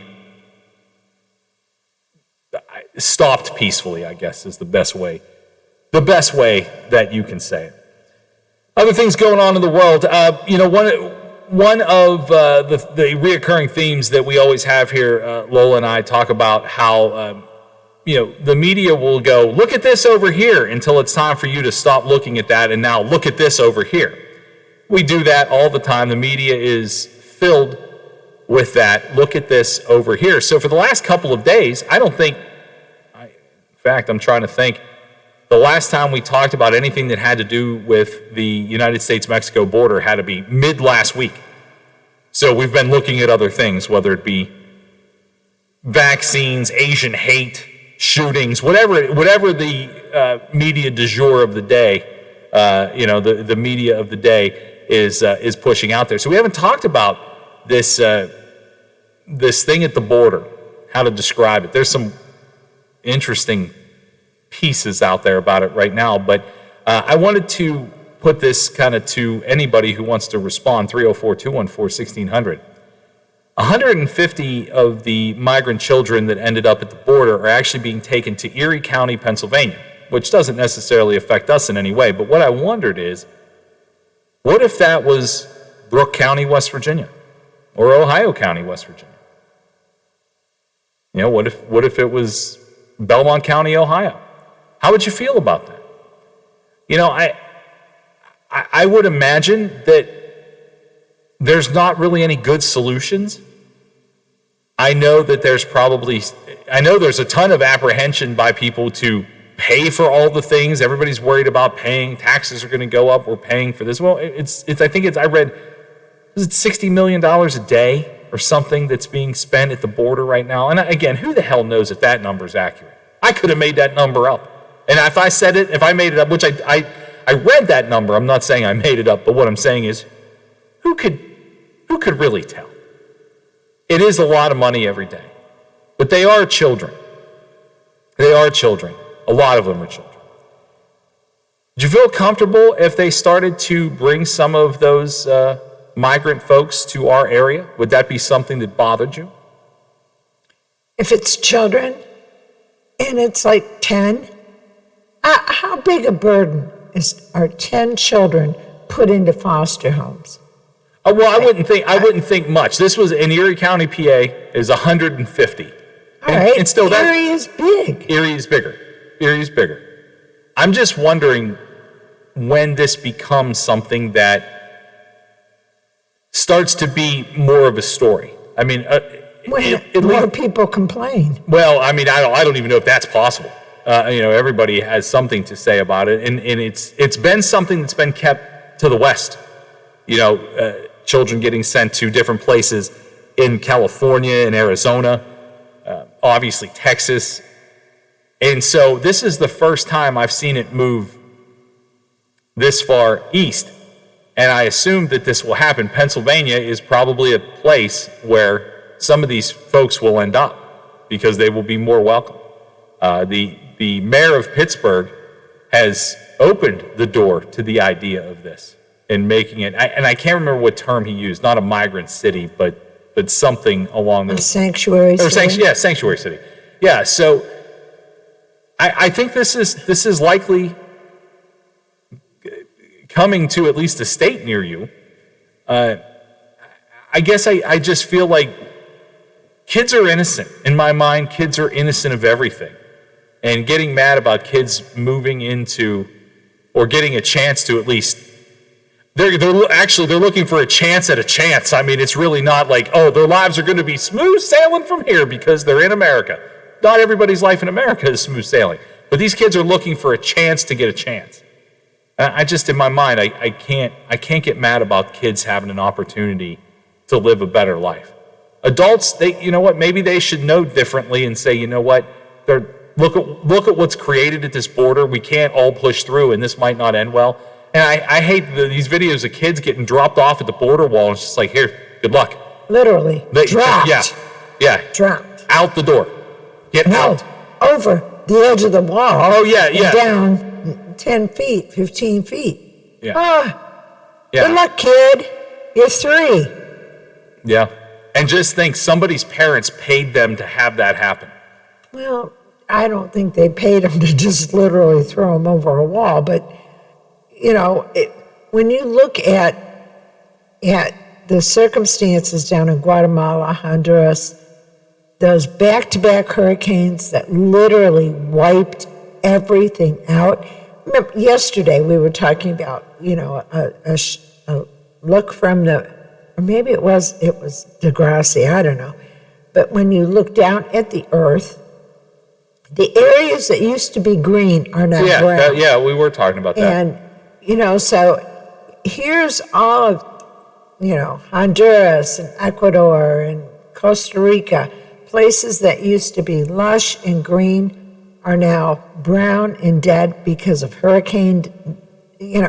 What do you do with your children when the government is stealing every bit of aid that comes into the country? And it's not those people's fault. It's not. No.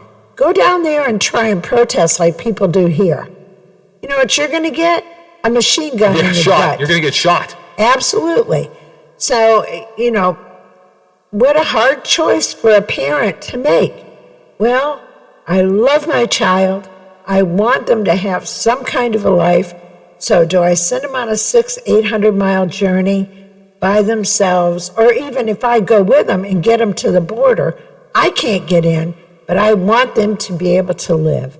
I can't even imagine as a mom how I could have given up my son to ensure that he would be able to live. I don't know a mother out there that could make that decision and then sleep easily.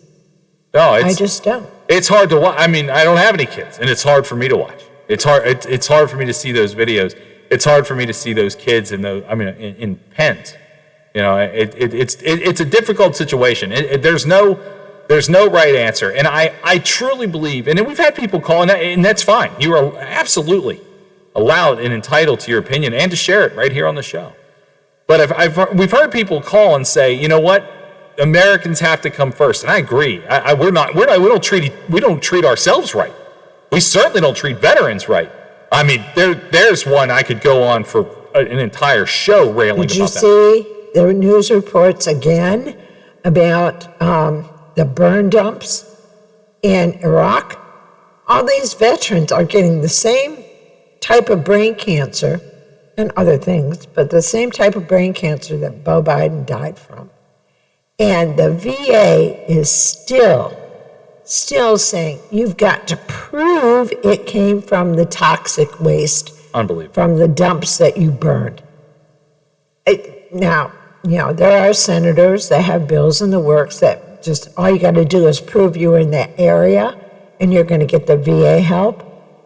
Unreal. How in the hell in this country we can say veterans that have gone out and risked their lives to uphold the principles that we hold so dear, and we won't take care of them? What the hell is wrong with us? Yeah. Okay, it is time for a break. Yeah, I was going to say, you look like you are about to explode. We're going to take a break, and we'll come back with, we'll get on a different topic, although I think we do need to talk about veterans a lot more on this show. This is The Watchdog. The Mountaineer football program is trying to make special teams truly special, and they're doing it right now in spring practice drills. Hi, everybody. I'm Tony Caridi. That story and more coming up on today's Mountaineer Report, brought to us by Kroger, the official grocer of WVU Athletics. Did you know that 1 in 8 Americans struggle with hunger? Yet more than 40% of the food we produce is thrown out. At Kroger, we know we can do something about this. We're donating more food to local food banks through our partnership with Feeding America. And we're working with World Wildlife Fund to end food waste. But we can't do it alone. And we hope you'll join us in creating a world with zero hunger and zero waste. Visit thekrogerco.com to learn how you can help.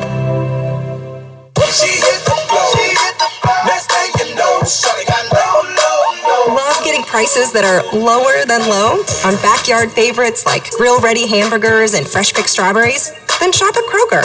We give you more ways to save on the fresh you love with tools like the Kroger app, where you can find personalized coupons on top of weekly sales, plus rewards like fuel points, giving you prices that are lower than the everyday low.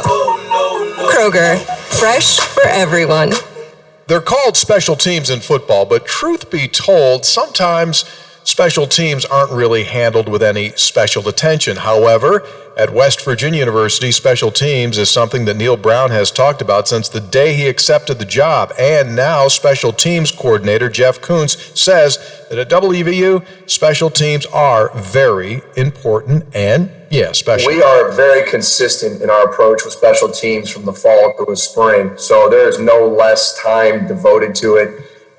It is a priority here at West Virginia. It was a huge, and I've said this before, it was a huge lure for me to the job of being special teams coordinator here because of what Neil does from a head coach perspective and the emphasis that he places on it and the assistant coaches on our staff. So it is every day. And what we're trying to do this spring with that emphasis is increase our energy level and really get the kids excited about the different aspects of special teams. What we do is we have multiple daily competition type drills that use the techniques across multiple special teams segments. And we're using that to create a competition. And we've seen a really good increase in that energy level that we're looking for. Kuntz adds that the job is wide open when it comes to punt return for this coming season, something they'll continue to work on through the spring and then into August as well. Mountaineers resume spring drills tomorrow. That is today's Mountaineer Report, and it's brought to us by Kroger, the official grocer of WVU Athletics. I'm Tony Caridi on the Mountaineer Sports Network from Learfield. This is your VSIN action update on the Watchdog. Simple Green is perfect for making your auto, RV, cycling, boating, and other sporting equipment look like new. Visit them at simplegreen.com. Pirates continue their series today at PNC Park against the Padres. The Padres are the $2.14 favorite. Blake Snell on the mound with a 1.86 ERA in 2 starts this season. He'll face off against Chad Kuhl, who's 0-1 with a 6.43 ERA. The Pirates are the plus 194 underdogs. The total is 7.5 juice to the under. Yesterday, the Padres beat the Pirates 6-2 as $2 favorites. The total is 7.5, went over at 8. PGA Tour, the RBC Heritage or Harbortown Golf Links in Hilton Head, South Carolina. Dustin Johnson, 10-1. For vsin.com, I'm Mike Sennett on the Watchdog. For all of your IT needs, visit OmniPerforms.com. Omni Strategic Technologies, the only IT company that the Watchdog trusts. In a hurry and need to see a doctor? The Woodsdale Health Center and Walk-In Clinic is located across from Little Caesars on National Road. Open 7 to 7 Monday through Friday. Patients can receive primary care, treatment of minor illnesses and injuries, wellness visits and physicals. There's also a lab draw station open from 8 to noon weekdays. A division of Wheeling Hospital, the Woodsdale Health Center is led by family physician Dr. Michael Wilson. Call 304-234-1971. They'll take good care of you. Hey, I'm going to the kitchen. Can I grab you a Coors Light? Yeah, that sounds good. Huh. I never knew there was a zip line in my fridge. Hey, buddy! Yeah! You got 2 Coors Lights up there? You got it!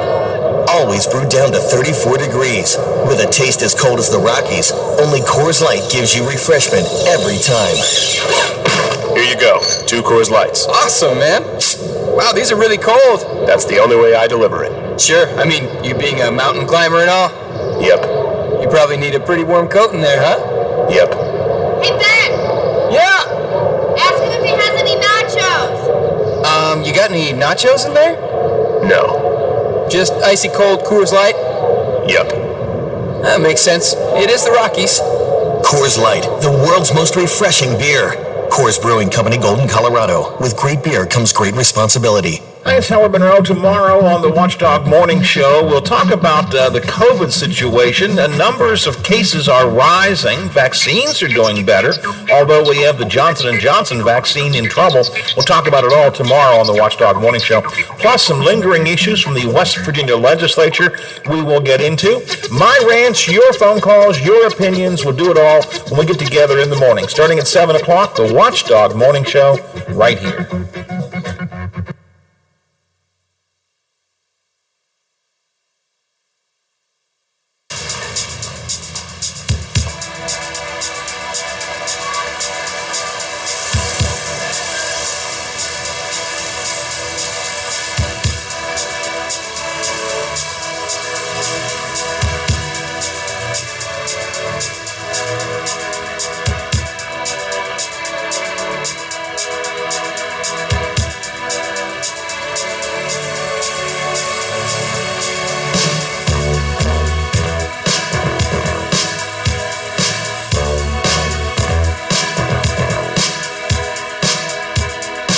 Sometimes you're better off dead. There's a gun in your hand that's pointing at your head. You think you're mad, too unstable, kicking in chairs and knocking down tables in a restaurant in a West End town. Call the police, there's a madman around, running down underground to a dive bar in a West End town. In a West End town, a dead end world, the Eastern boys and Western girls. In a West End town, a dead end world, the Eastern boys and Western girls. Another one of my favorites. Another one of my favorites. I love it. Welcome back. Rick and Lola here in the studio, 344.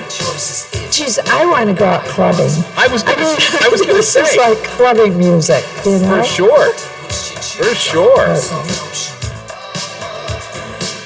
Honestly, I love the way we add music into the show and enjoy all kinds of.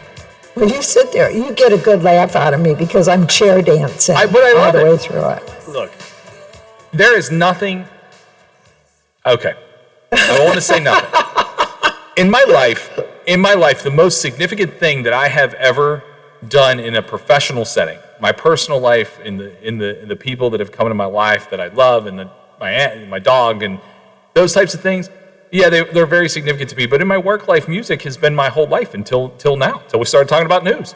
And so the fact that I can enjoy watching you enjoy playing different songs and enjoying them is to me, it feels a little like what I used to do combined with what I do now. And you know what? I really like both of those things. And to me, that just kind of enhances the show. I mean, I hope other people that are listening to the show kind of dig that we talk about music a little bit in the sense of, you know, what we like, what we don't like, and what it means to us. And if you want to go clubbing, we go. Wait till disco days. Then I can just see you throwing up back there. But you know what? That was my table dancing days. So, you know. Hey, you know what? Sometimes you're due to repeat history. So if you got to do it, you got to do it. Who we got on the line? Oh, it's TRF. Bob. Hey, man, what's up? Nothing. I'm glad that you called. I was wondering first. You saved him. You saved him from more disco music. Yeah, actually you did, Bob. Thank you. God. Lola wanted to open up Studio 54 right here in the Watchdog Studios. Okay, then.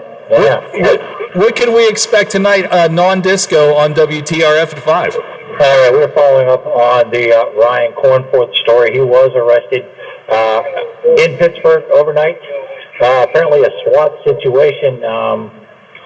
Gas, canine, and the taser was used in making the arrest of Ryan Cornforth. He is actually a former area man from Wheeling, living in Pittsburgh. Made threats to several schools and businesses and individuals across the area. Monday, as we told you yesterday, but he has been arrested. He is in custody. He is in the Allegheny jail, so I would assume extradition hearing would be the next thing. He could waive it and come back, or he could fight it a little bit. So we'll see what's going on. So that would be the next thing, and that should happen here in the next day or so. I was sent, and I don't know if you guys have seen them at WTRF, any of the social media messages, because what I read is that social media was how they were able to track him down in Pittsburgh. Yes, we heard that as well. Apparently he made a couple posts later in the evening, which I guess if you're on the lam, it's probably not a wise thing to do, but anyway, he did, and that is exactly how Pittsburgh police and West Virginia State Police tracked him down to Pittsburgh.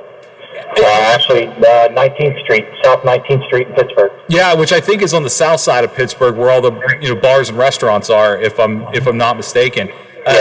Bob, do you know anything about the coordination between local and Pittsburgh authorities? Because that seemed like it was a pretty swift reaction by both. I think there's a pretty good relationship between our state police and police on both sides, whether it's Ohio or Pennsylvania. We had a high-speed chase through Pittsburgh with a police shooting in Pittsburgh. Both Ohio and West Virginia were prepared for this. So I think there's if not a direct line, there's a very good line between these police officers, because it's such a small area, and to be divided the way we are, I don't think they look at those things too much.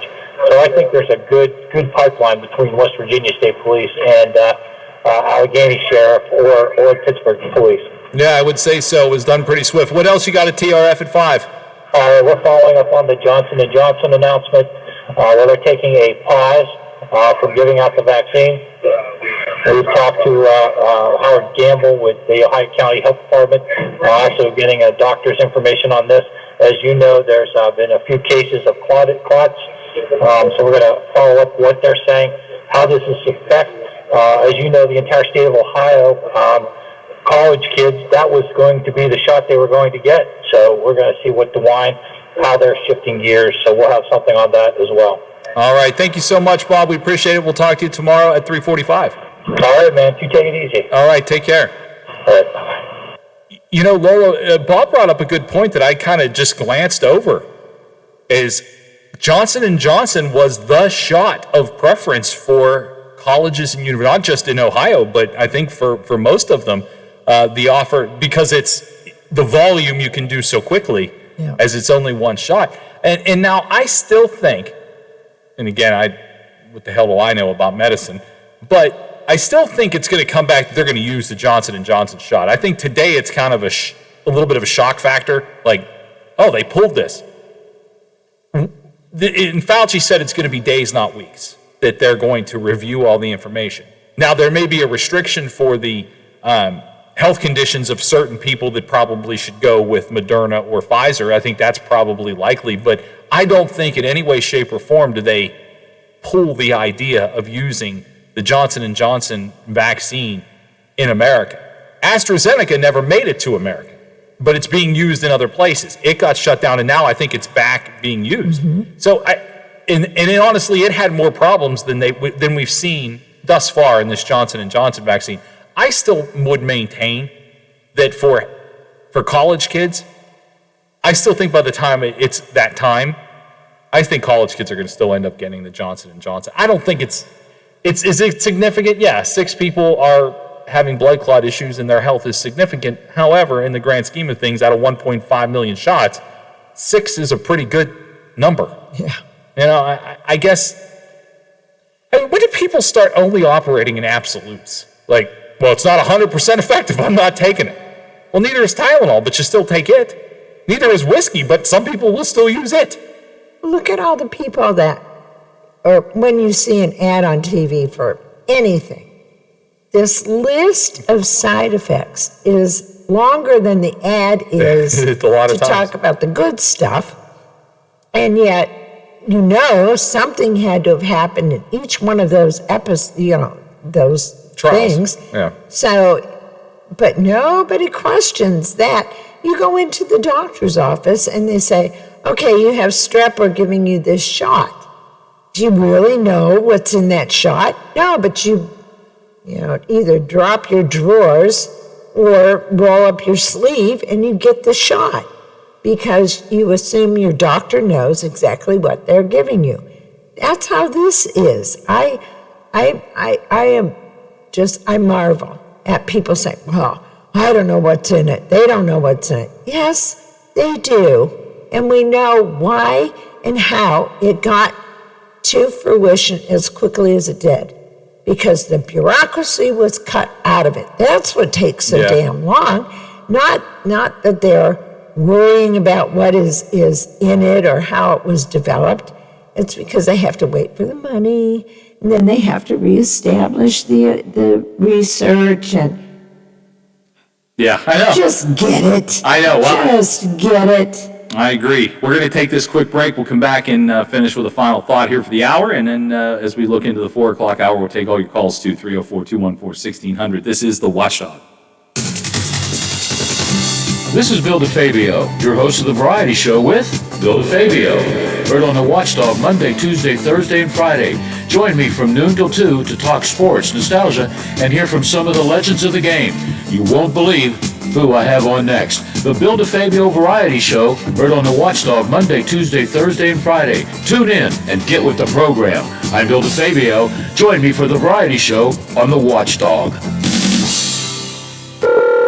Hello. Honey, where are you? Well, I'm at Rural King, darling. What? You sent me to and you go to Rural King? You went to my favorite store without me? Well, I was just passing by and saw they were having their King of Spring event. I had to get some veggies and herbs before they're gone. But you went without me. Friends, don't wait another minute. Rural King is the King of Spring and nobody beats their prices. But you went without me. Have you ever thought about having a podiatric physician examine your feet? Doctors of podiatric medicine set broken bones, perform wound care, and remove bunions. Common health issues that they treat include ingrown or fungal nails, corns, warts, and skin problems like athlete's foot. Foot exams are easy and can prevent many problems. If you can't walk, work, or enjoy sports activities without pain, what are you waiting for? To find a podiatric physician who is a member of the Ohio Foot and Ankle Medical Association, visit associationsadvanceohio.com. I'm Chuck Reddick, Commissioner of the Internal Revenue Service. We're working hard to get ready for tax filing season. You know who else is working hard? Identity thieves. Keep your computers and your mobile phones secure. Use antivirus software and strong passwords. Look out for email scams. Secure your home Wi-Fi with a password. Stay safe when you shop online. Look for HTTPS in the web address. See irs.gov for details. Shady Side. The Watchdog is protecting your yard.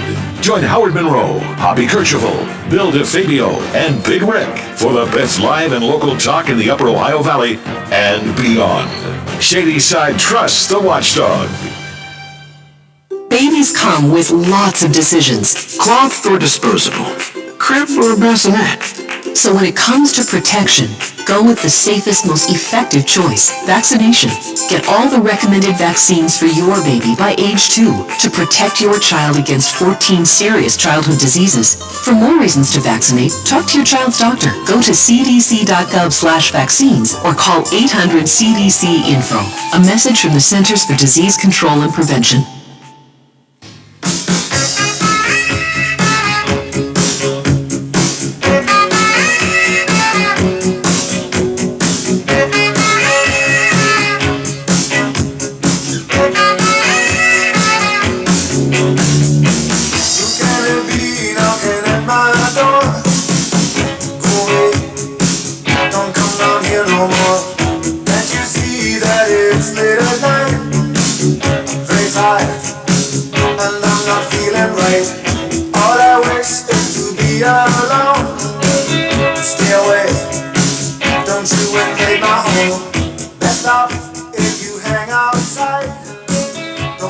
Welcome back. I figured we'd finish this last part of the hour here, maybe on a good laugh, or at least kind of a fantasy job. You know, so many people hate their jobs. You know, they do. I always felt like I was lucky. I loved what I went into, and I still love it. I still love it. The fact that anybody cares about what I'm talking about or listen, whether it be on a rock show or a talk show, is awesome. And the other part of my life, the entertainment business, in the live entertainment business, has been great. But there are still things I would like to do that I have never achieved, and this is one of them. Major League Baseball is offering you the opportunity to become a MLB food tester. You basically get to go to ballparks and eat and tell them what you think.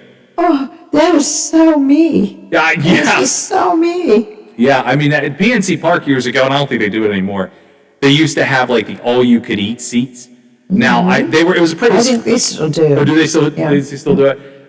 You know, it was kind of, the menu was kind of limited in some ways, but it was cool because if you went, you can just pay one fee and just keep going back. And I have friends that can pack it on. Like, I like to try the different things at the ballpark.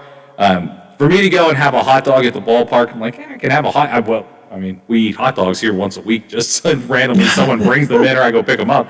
So that's not the thing that I would go after and chase, but I like different ballpark food, and I saw that, and I said, wow, what a fun summer that would be. Chronicling your fun food facts from different ballparks.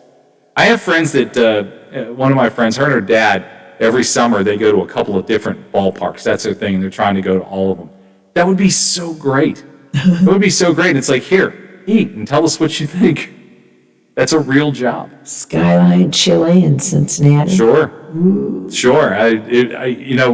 Some friends of mine were just talking about we're going to road trip it to Louisville later in the summer now that we're all vaccinated, and you have to go to Cincinnati to get there. And it's like Skyline Chili, don't say.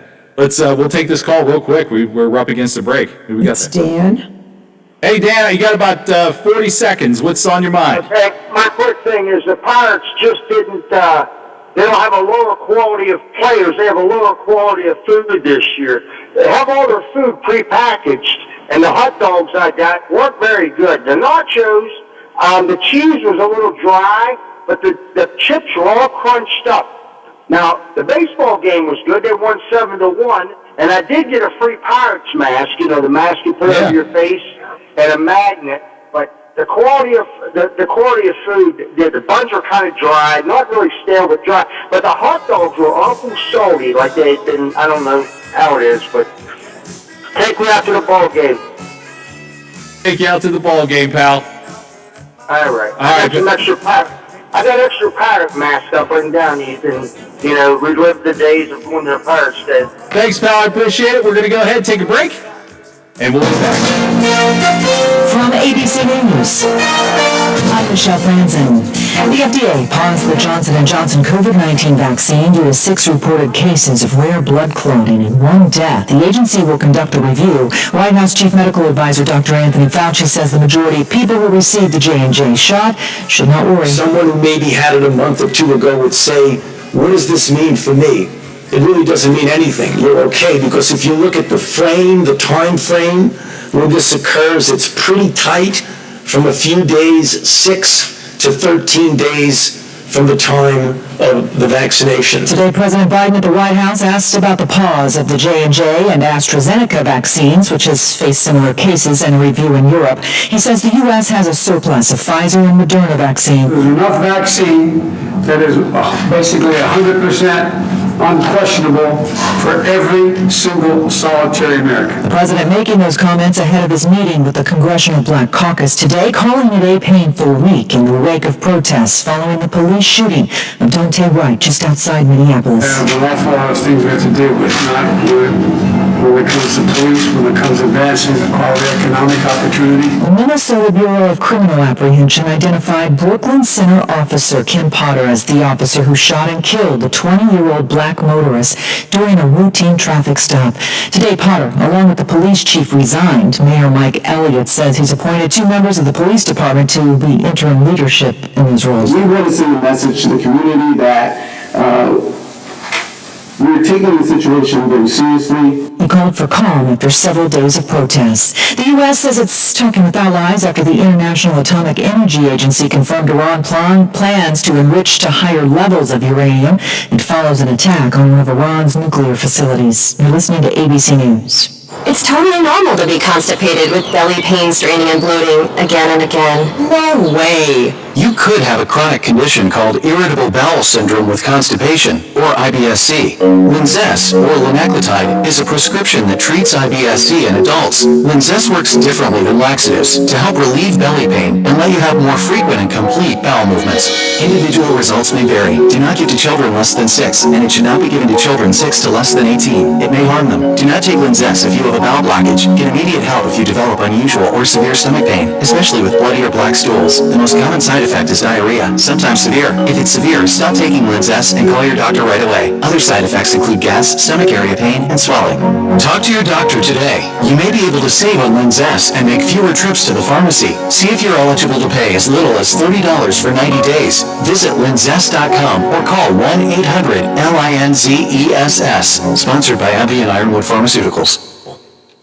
On Capitol Hill, the body of Capitol Police Officer William Billy Evans lies in honor in the Capitol Rotunda. President Biden earlier today at the memorial service. Your son, your husband, your brother, your dad was a hero.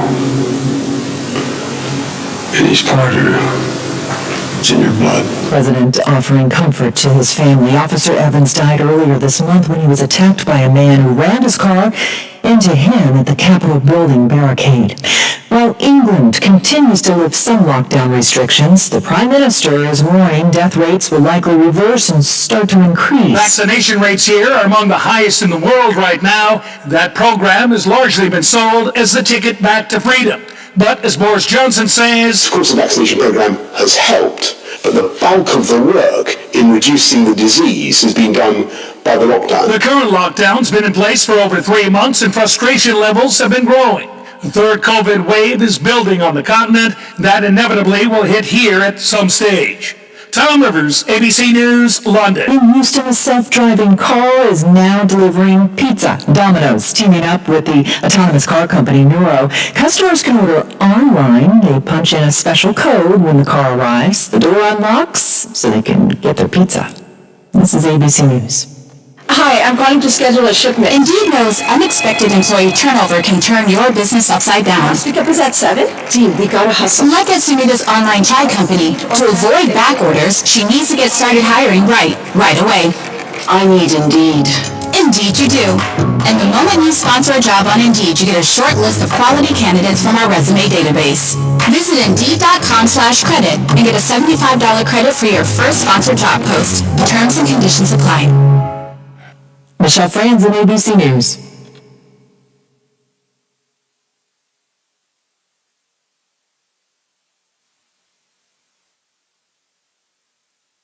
This is ONN. The CDC and FDA have recommended states pause use of the Johnson & Johnson coronavirus vaccine after 6 people developed symptoms of an exceedingly rare blood clotting disorder after receiving that shot. Tracy Townsend with affiliate station WBNS-TV in Columbus says experts are offering this advice. If you have already gotten the Johnson & Johnson vaccine, we provide these symptoms you should look out for. They come from Dr. David Agus from CBS, who talked about it on CBS this morning. You have to monitor yourself, and if you have any symptoms where you have pain and it's unexplainable, go to an emergency room right away, and doctors around the country are now aware of this and they know how to treat it. So the key is, listen to your body. If you received your vaccine more than 2 weeks ago, Dr. Agus says you are most likely in the clear. I'm Tracy Townsend. And about an hour after the New York Times broke that story about the J&J vaccine, Governor Mike DeWine issued a press release advising all Ohio vaccine providers to temporarily pause using the Johnson & Johnson shot. Quote, "This is in response to a statement by the FDA and the CDC recommending a pause in the use of the Johnson & Johnson vaccine following extremely rare blood clotting events of 6 people in the U.S. after receiving the vaccine," end quote. Governor DeWine had announced plans to funnel Johnson & Johnson shots to efforts to get college students vaccinated before they leave campuses for the summer. I'm Daniel Barnett on the Ohio News Network. Hello. Honey, where are you? Well, I'm at Rural King, darling. What? You sent me to and you go to Rural King? You went to my favorite store without me. Well, I was just passing by and saw they were having their King of Spring event. I had to get some veggies and herbs before they're gone. But you went without me. Friends, don't wait another minute. Rural King is the King of Spring and nobody beats their prices. But you went without me. Have you ever thought about having a podiatric physician examine your feet? Doctors of Podiatric Medicine set broken bones, perform wound care, and remove bunions. Common health issues that they treat include ingrown or fungal nails, corns, warts, and skin problems like athlete's foot. Foot exams are easy and can prevent many problems. If you can't walk, work, or enjoy sports activities without pain, what are you waiting for? To find a podiatric physician who is a member of the Ohio Foot and Ankle Medical Association, visit associationsadvanceohio.com. Cintas has introduced our Total Clean program, a one-of-a-kind service that includes scheduled deliveries of essential cleaning supplies, hygienically cleaned uniforms, and on-site sanitizer and disinfecting services to help eliminate germs. Learn what the Cintas Total Clean program can do for you. I'm ready! Visit Cintas.com and get ready for the workday.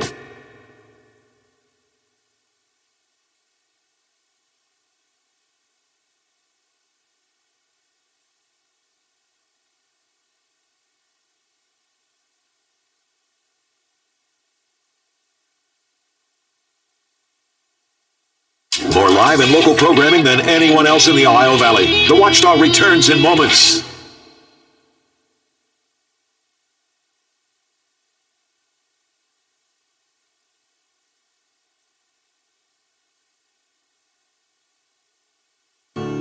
A serious injury from an accident can be just the start of your worries. What if you cannot return to work? How do you take care of your family if you're disabled? At Gelner Law Offices, we represent seriously injured people and understand their problem. We know how to get you fair compensation. We will work hard to make sure you get the money you deserve for your losses. Don't go it alone.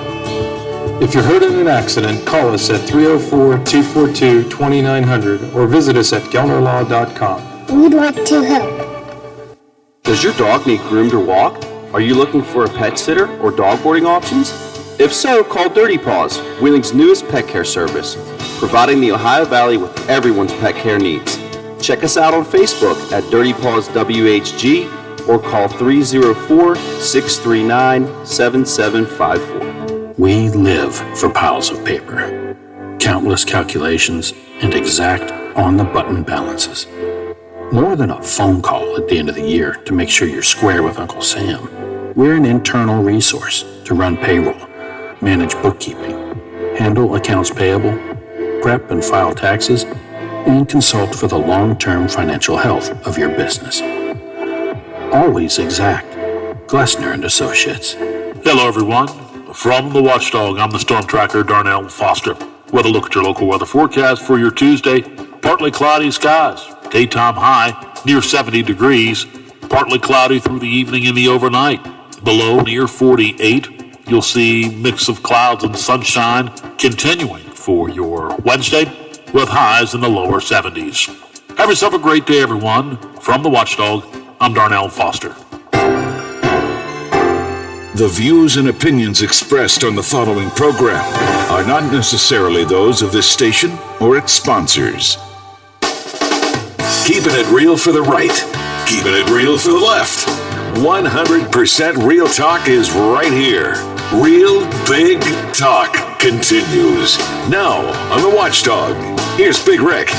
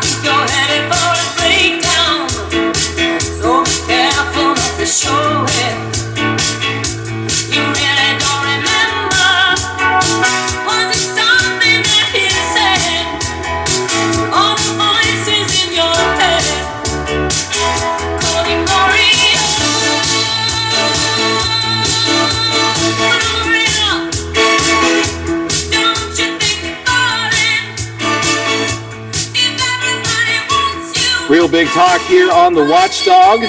Gloria playing in the background. Lola being a DJ. And just reliving some of the glory days. And that's all right. That's all right. Nostalgia sells, my friend. Nostalgia sells. So, again, every day, just so you have an idea, there's probably 35. Lola's seen the sheet. There's 35 topics on the sheet. And normally, 5 or 6 dominate the things that we talk about. And I don't necessarily like that because I like the variety of things, but sometimes things just, the stories continue and they unfold. And we need to discuss them. We've spent plenty of time talking about Major League Baseball and our All-Star game pulling out of Atlanta because of the voter laws in Georgia. Well, now another industry has decided to do that too, and this one probably every bit as big in some ways as Major League Baseball, the movie industry. Yep. Will Smith's new movie, Emancipation, has pulled out of Georgia over new voting laws. This is something I guess maybe I'm a little more versed in just because there's so much movie presence in the city of Pittsburgh that I know a few people that work on a lot as grips and things like that in the union that work these movies and TV shows when they come to Pittsburgh. So to make me an expert would be a lie. To say that I know a little bit more about it, I know a little bit more about it. And what I know is, I know at least 3 people that make a living based on movies filming in Pittsburgh. I would imagine there's the same situation in Georgia. In fact, a few TV shows that I can think of film in Georgia. Some of the ones that I think I see on the TV behind us sometimes come up. Like I know Family Feud does. There's always like a big Georgia peach, and thanks to the state of Georgia for filming blah, blah, blah, blah, blah. Walking Dead. That's a biggie. That's the biggest. That is a biggie. now I don't know. Again, how far does this go? It's really, even though it's kind of a slowly developing story, it is a developing story nonetheless. And Will Smith pulling out of Georgia. Will Smith is arguably one of the biggest movie stars in the world. Mm-hmm. It's going to hurt more people. And, you get very passionate, Lola, about the idea of these things like Major League Baseball pulling out. Now we see a movie pulling out of filming and production in Georgia. Again, Will Smith's going to make his money because this movie's going to get made somewhere and it's going to come out. The studio that's producing it going to make its money because it's going to put it out. It's the people that live and work every day, the caterers that are local, the grips that hold the cameras and the sound and the boom mics and all that kind of stuff. The crews of people that are on ground in Georgia that are going to miss probably months of paydays for something that they probably, and I got to tell you, the life of someone that works in that industry is, it's a little bit like what I do, except when I don't have to put on a show or produce a show, I have another job. I have this job. For these people, that's what they do, and they're not going to get paid. And I don't know. I understand why. Or at least I understand why they're doing this. Maybe it's good, maybe it's indifferent. But at the end of the day, if more people keep doing this, what really does happen? What could happen in Georgia? Do you think Kemp's going to go, you know what, I screwed up and shouldn't have signed this? I don't see that happening. I think they are going to dig the heels in the sand and just say, you know what, nothing's changing here, so keep pulling out whatever you want to pull out. It doesn't matter. It's a law. He has signed it into law. Where they need to make a stand is along with the 90 out of 120 different major corporations. The way that they're going, no more political donations. That's what will hurt them, is where you don't send your money. Because without the money, the RNC or the state's Republican committee are not going to be able to dump as much money into a campaign for the primaries, which is coming up. And that's where you need to defeat people, is in the primary. Yeah. So, yes, it's nice, it's wonderful that people are taking a stand about this kind of thing, but you're not hurting them where it really helps. You're hurting the very people that you are trying to help. You need to stop the political donations. You need to stop all of the campaigning for, the supporting the PACs that might come along.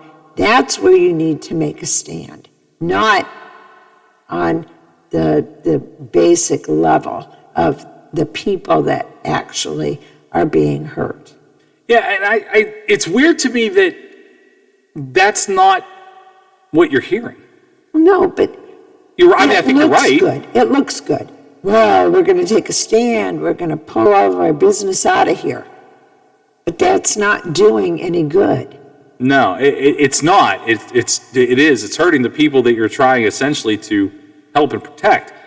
The problem is that there's so much division that I don't know what could realistically, what the groundswell could be. At some point, and we saw, actually, I read a story last week about, it was a kind of a coalition or group of black business owners in Atlanta sending Major League Baseball a letter saying, this didn't help.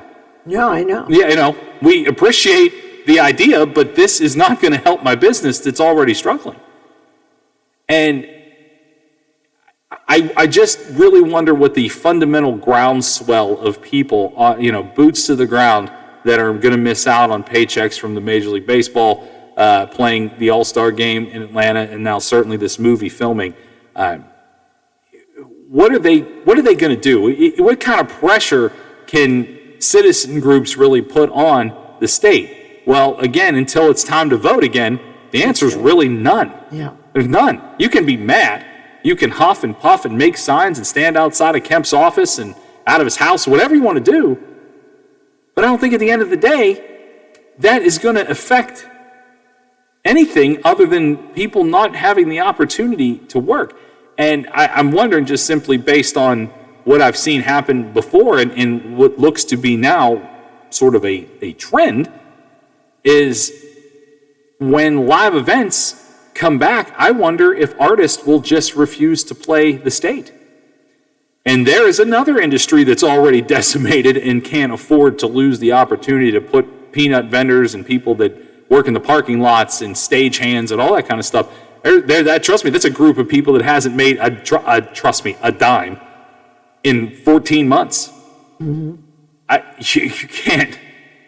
That is going to be, and we're talking, there is some big stuff. And I looked today, for the list of just things that are happening in the state of Pennsylvania, because Pennsylvania will be one of the last ones to let you do whatever you want. I mean, that's just the Tom Wolfe way. So, reading the list of shows that are still scheduled as of right now for the city of Pittsburgh and Star Lake and in Heinz Field in PNC Park, there are still quite a few listed, some of which are going to take days of production. You know, if that Motley Crue show, which is still listed, still happens, that's a 3 or 4 day in-house and then at least a day after or two to break down. That's a lot of stagehands. That's a lot of union workers on site. If those types of things start skipping Georgia, then you're really going to have people that are like, this is, now I can't even make a living. Like the one thing that I could go do now that it's back open, I can't go do because it's not coming here. An all-star game is one thing. It's a couple days worth of events. The filming of this movie, Will Smith movie, is probably a couple months of filming. The concert industry in Georgia happens all year round. It's not just a couple days or a few months. Georgia can have outdoor events all year round, which is something we don't think about here because we can't do it. But Georgia can. I don't know where the peaceful ending to this comes, but I don't think it's going to happen anytime soon. And I feel bad. Now, I did read too, and this, I don't know, maybe it starts to change, or maybe it doesn't happen the way it's been scripted, but I read there are 4 or 5 states that are starting to trend towards doing exactly what Georgia has done. Florida and Texas are part of them, which I don't think shocks anybody. But in Idaho, I can't remember the other one. Arizona. There's 40. 40 states have bills, including West Virginia, that will somehow change the voting regulations. The only thing that you can hope for now is that the threats that have been made against Georgia will be taken seriously with the other states before they have a chance to try and pass these bills. And that way they will look at, here's the economic ramifications of what we're trying to do. Do we really want to go ahead with this? And hopefully some of that will change. Yeah, there's 40 states. Yeah, it's going to get interesting. It's going to get ugly. Yeah, well, it is going to get ugly. And I was just thinking, and maybe, you know what, let's take a quick break. We'll come back, and I've got a thought. Maybe we explore a little bit. We'll take this quick one. We'll come back, 304-214-1600. This is The Watchdog. The Variety Show with Bill DeFabio is live on The Watchdog Monday, Tuesday, Thursday, and Friday. We talk to some of the region's best business owners while keeping you informed about area events and happenings. You won't believe who I have on next.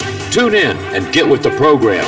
Guests from preachers to pros and even some Super Bowl champions. Join me, Bill DeFabio, from noon to 2 for The Variety Show on The Watchdog. For all of your IT needs, visit OmniPerforms.com.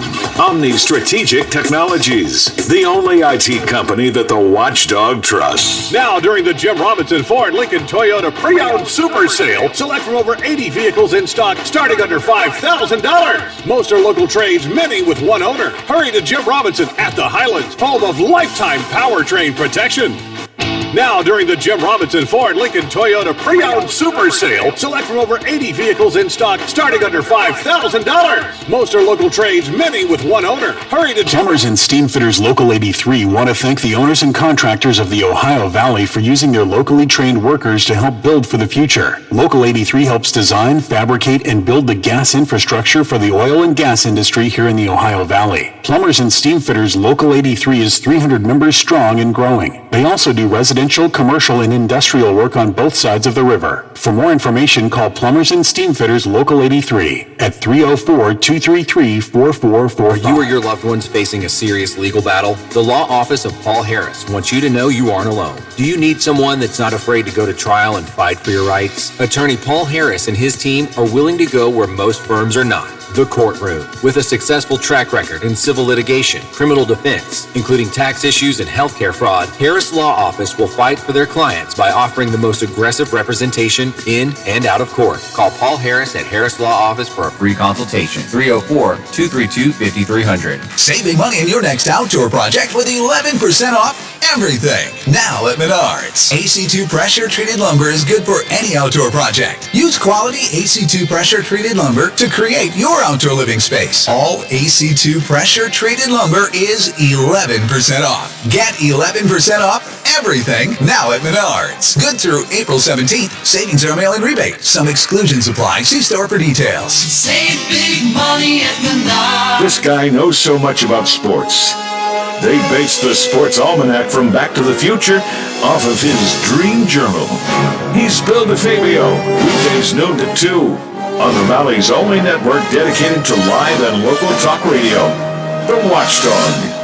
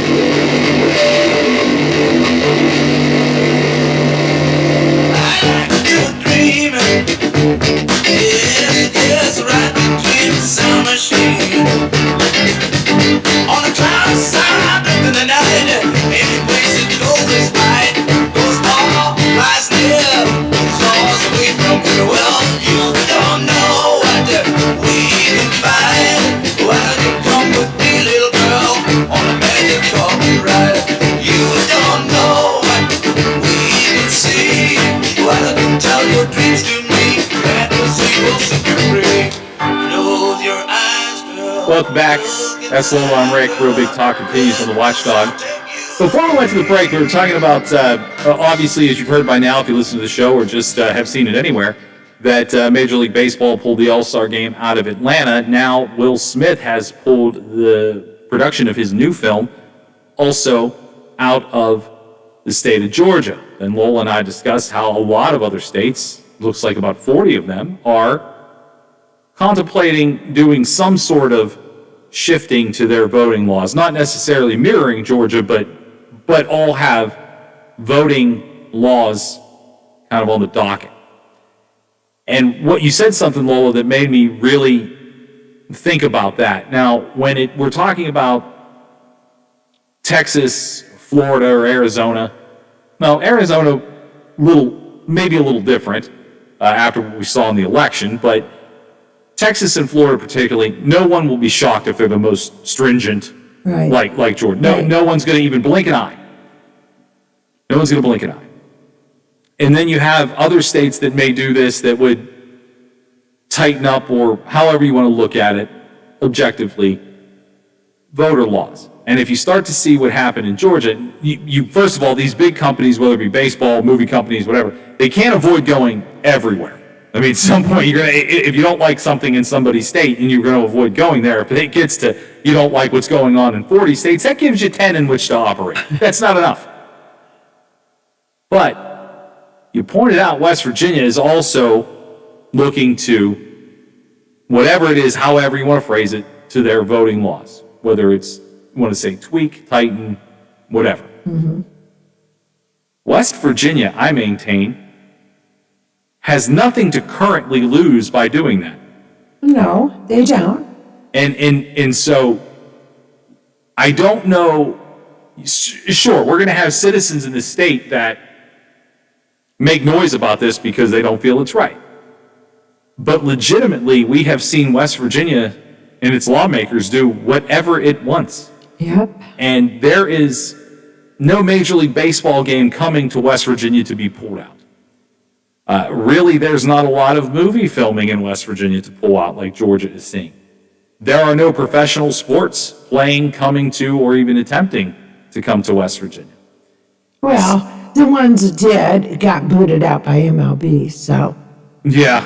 You know. Yeah, I mean, West Virginia Black Bears still exist and have a beautiful ballpark. I also read Jed Jerko is going to be their manager this year. Of course, Jed Jerko, he played wonderfully, and I think he has a World Series ring or two with the Cardinals. So good for him, and congratulations. The West Virginia Power still exists as well in Charleston, beautiful ballpark in downtown Charleston, and they're in a different league now too.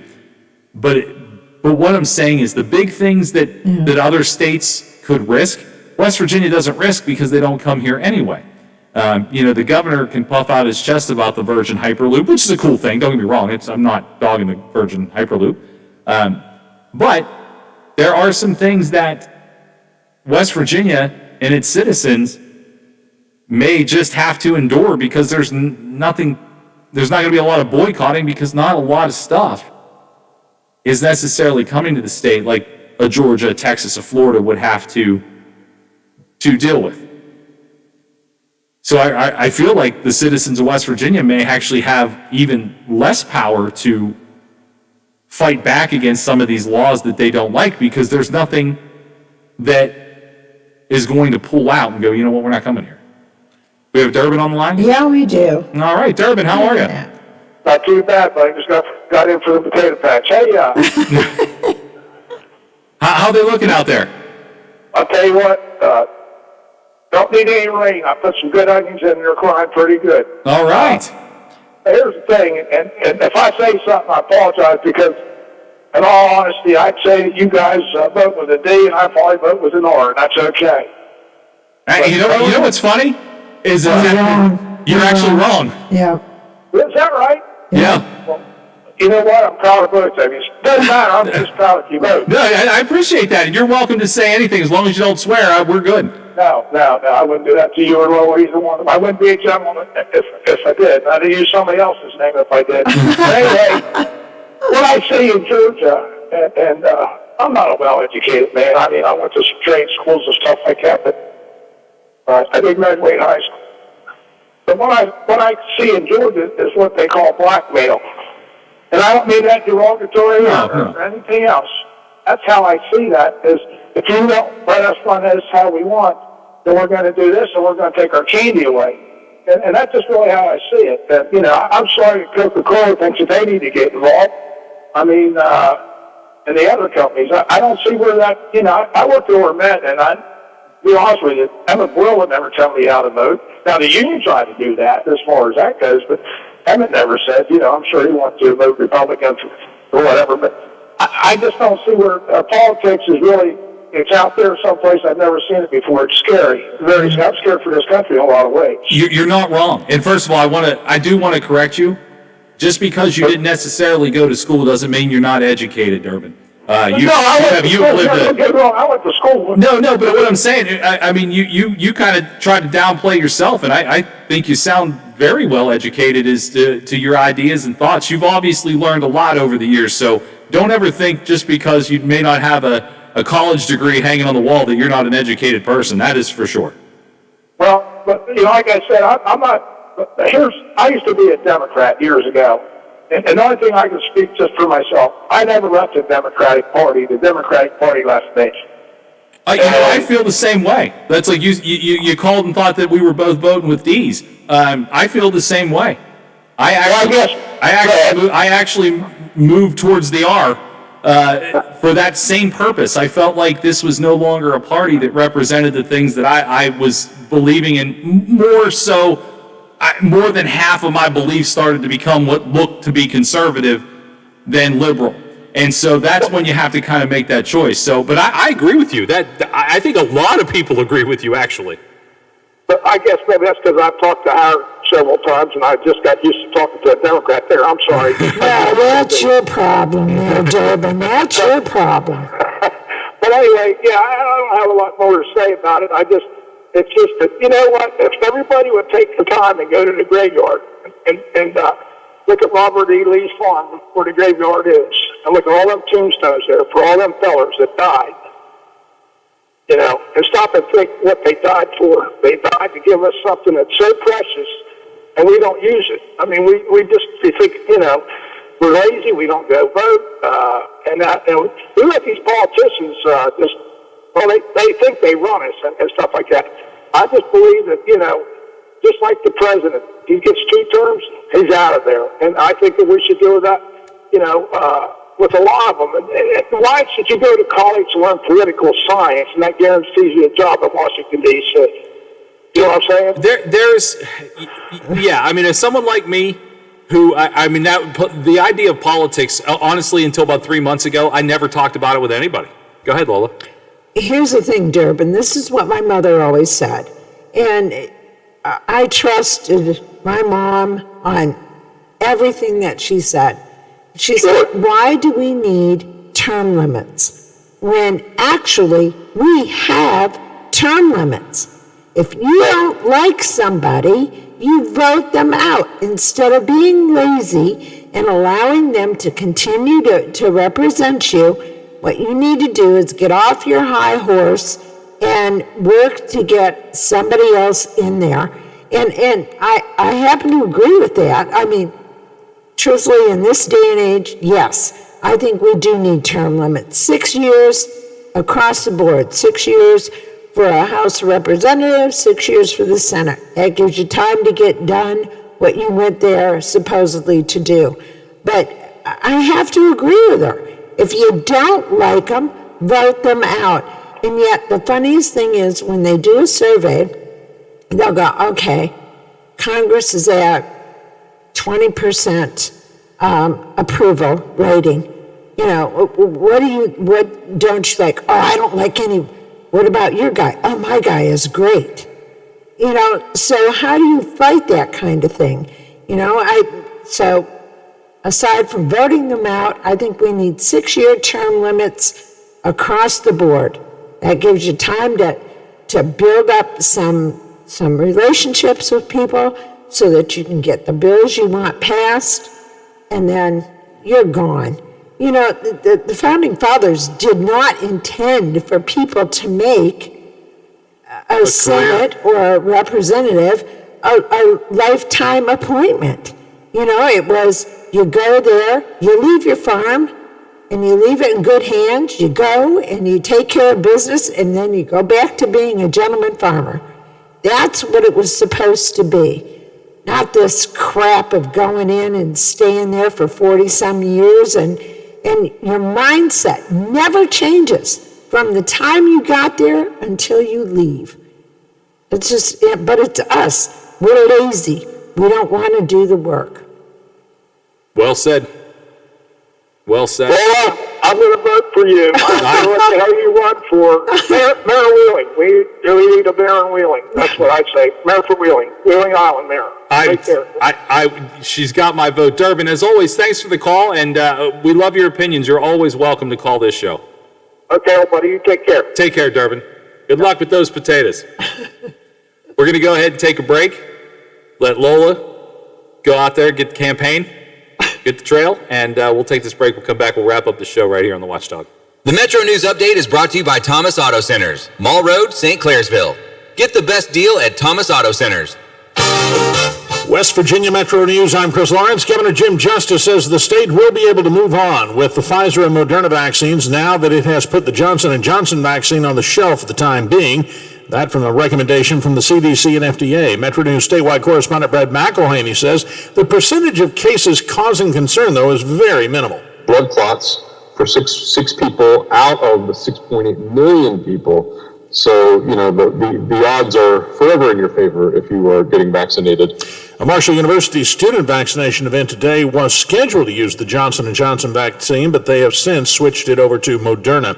Legislature is gathering in Charleston May 10th for a limited schedule of interim meetings, and House Speaker Roger Hanshaw says some of the upcoming discussion may focus on federal stimulus money and money that will likely come from the federal infrastructure package and how it can be used to enhance broadband in West Virginia. So one of the things that we did not get done this session, we'll be talking about it as we prepare for possible special sessions coming up in the summer and fall, will be whether we can put some structure in place for how that infrastructure money gets spent to properly deploy it for broadband expansion here in the state. And there's going to be at least one special session before the end of the year to focus on the new population numbers from the U.S. Census and redistricting in West Virginia. You're listening to Metro News, the voice of West Virginia.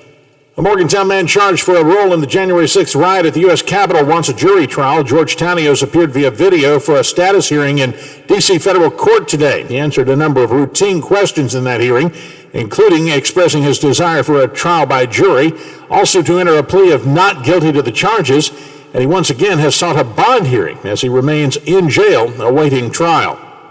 From the Metro News Anchor Desk, I'm Chris Lawrence.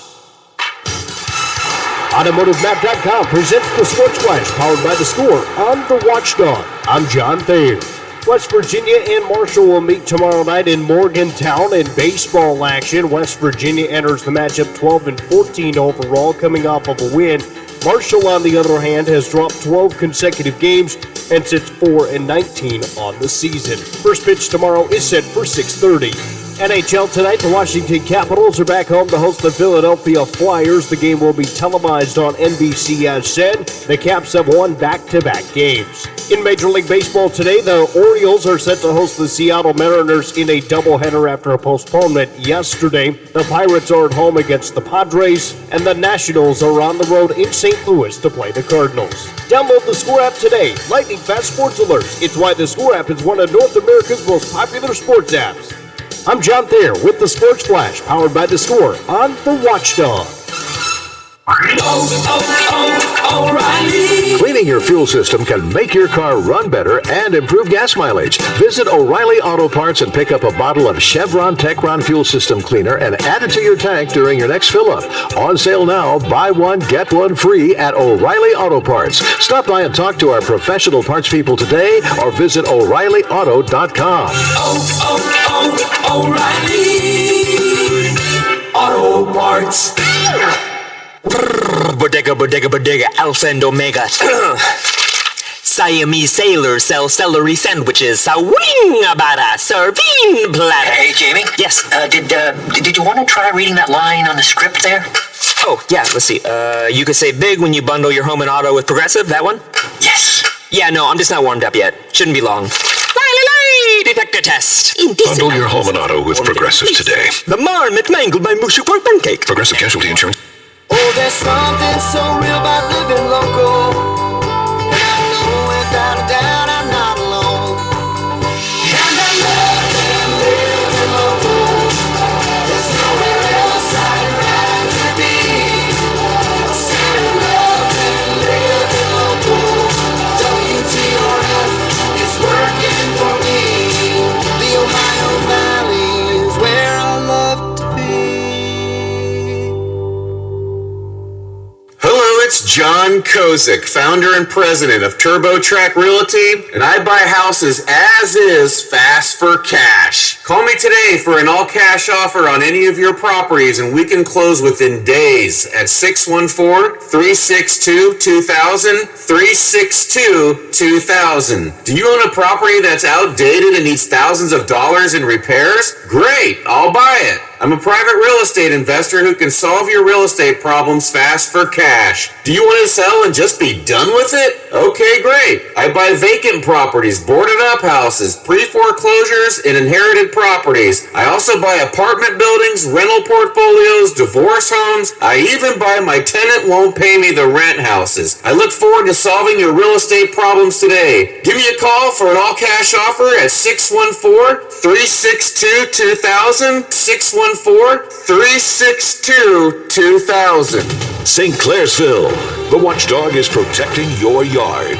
Join Howard Monroe, Hoppy Kercheval, Bill DeFabio, and Big Rick for the best live and local talk in the Upper Ohio Valley and beyond. St. Clairsville trusts the watchdog. Hey man, what can I get you? Yeah, can I have 2 Coors Lights? You got it. Hey Mike! I need 2 Coors Lights! Sure thing! With a taste as cold as the Rockies, only Coors Light gives you refreshment every time. Here you go. Thanks, Mike. Doing a great job. All right, 2 ice cold Coors Lights. That's the coldest beer I've ever had. Hey, they don't call it the world's most refreshing beer for nothing. Okay, be honest with me. Do you really have the Rocky Mountains in your beer cooler? You don't believe it? Check it out. Man, that's pretty amazing. I know, right? I can't believe it myself sometimes. I mean, this cooler is only 3 feet wide. Coors Light, the world's most refreshing beer. Coors Brewing Company, Golden, Colorado. With great beer comes great responsibility. This is Bill DeFabio, your host of the Variety Show with Bill DeFabio. Heard on the Watchdog Monday, Tuesday, Thursday, and Friday. Join me from noon till 2 to talk sports, nostalgia, and hear from some of the legends of the game. You won't believe who I have on next. The Bill DeFabio Variety Show, heard on the Watchdog Monday, Tuesday, Thursday, and Friday. Tune in and get with the program. I'm Bill DeFabio. Join me for the Variety Show on the Watchdog.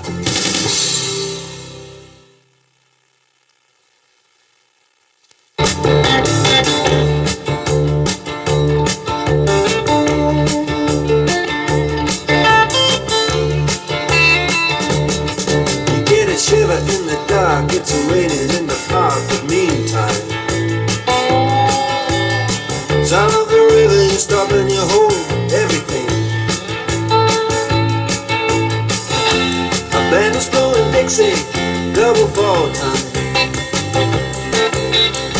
You feel alright when you hear the music ring.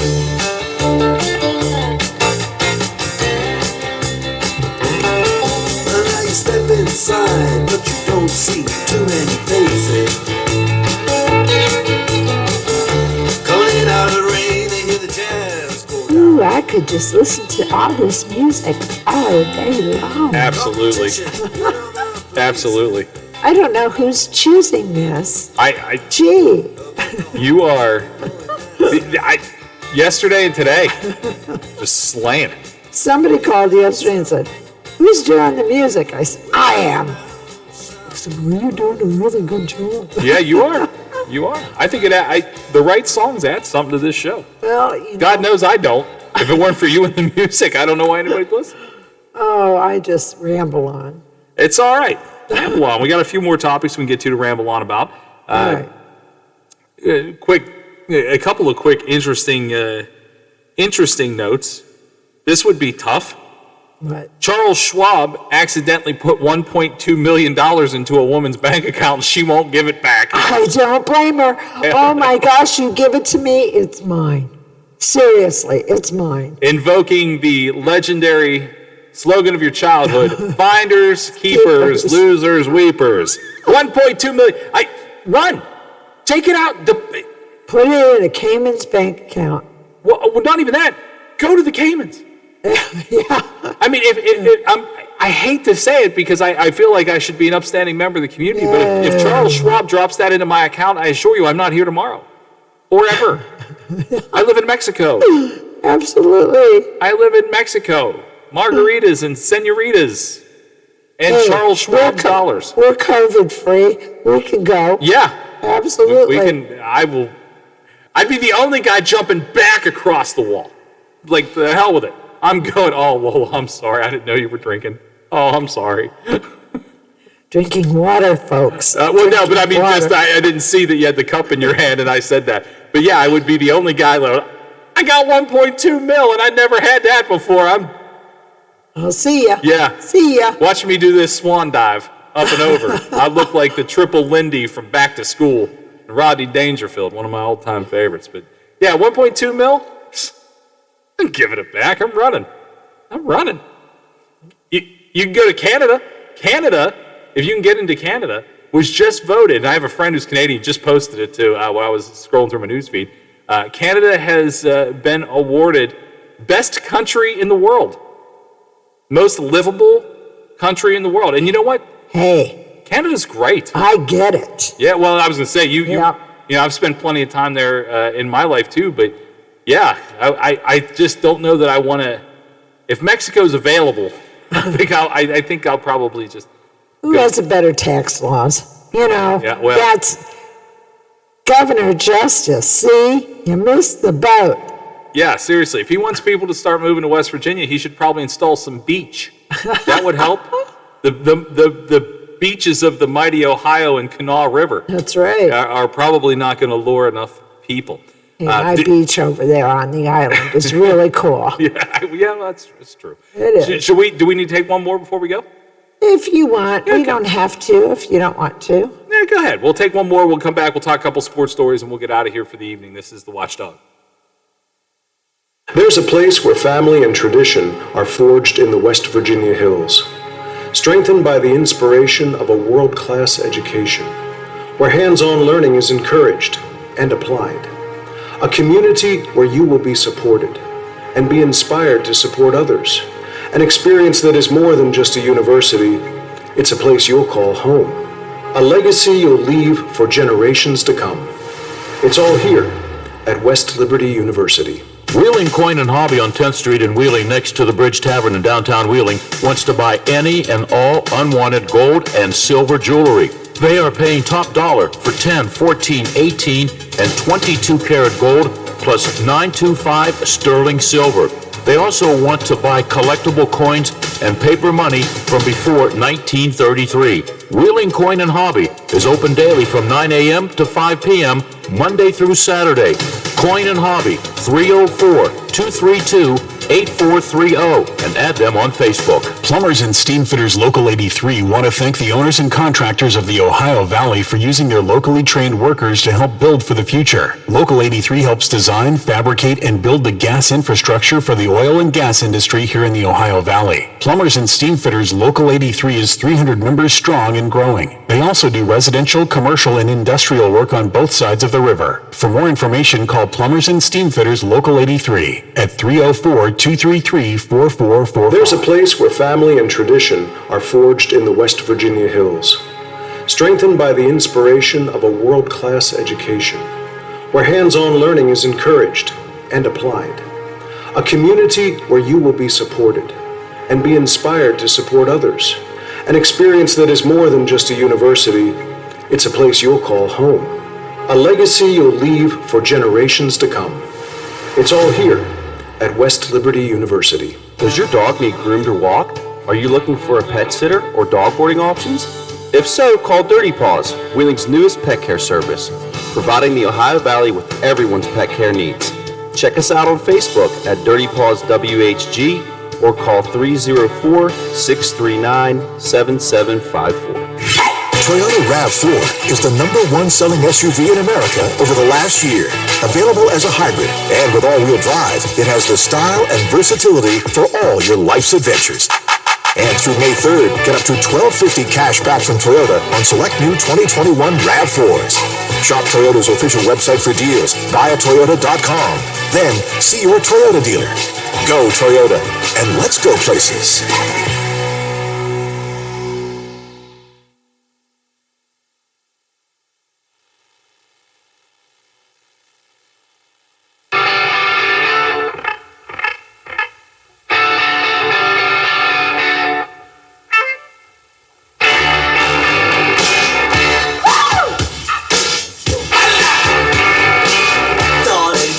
To let me know. or should I go? If you say that you are mine, I'll be here till the end of time.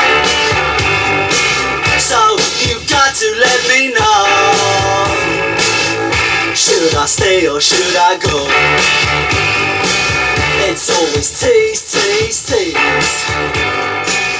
Welcome back. Getting ready to wrap up the show today and certainly crank up the tunes. It's a good day out there. It's nice. It's a nice day.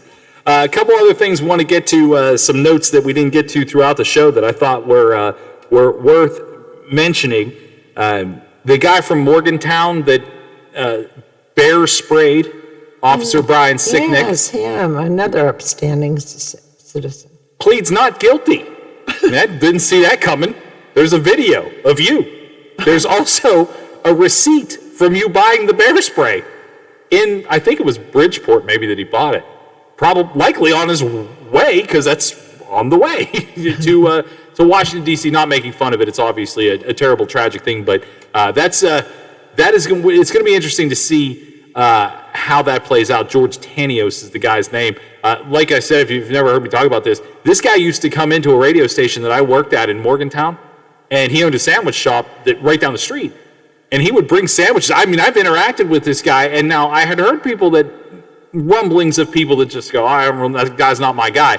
For me, in the 20 minutes a week that I would spend with him when he'd bring me sandwiches, I'm a fat guy, and he brought me sandwiches. I was cool with that. But he didn't seem like a guy that would do this, essentially, but he pleads not guilty. I'm glad you tipped well.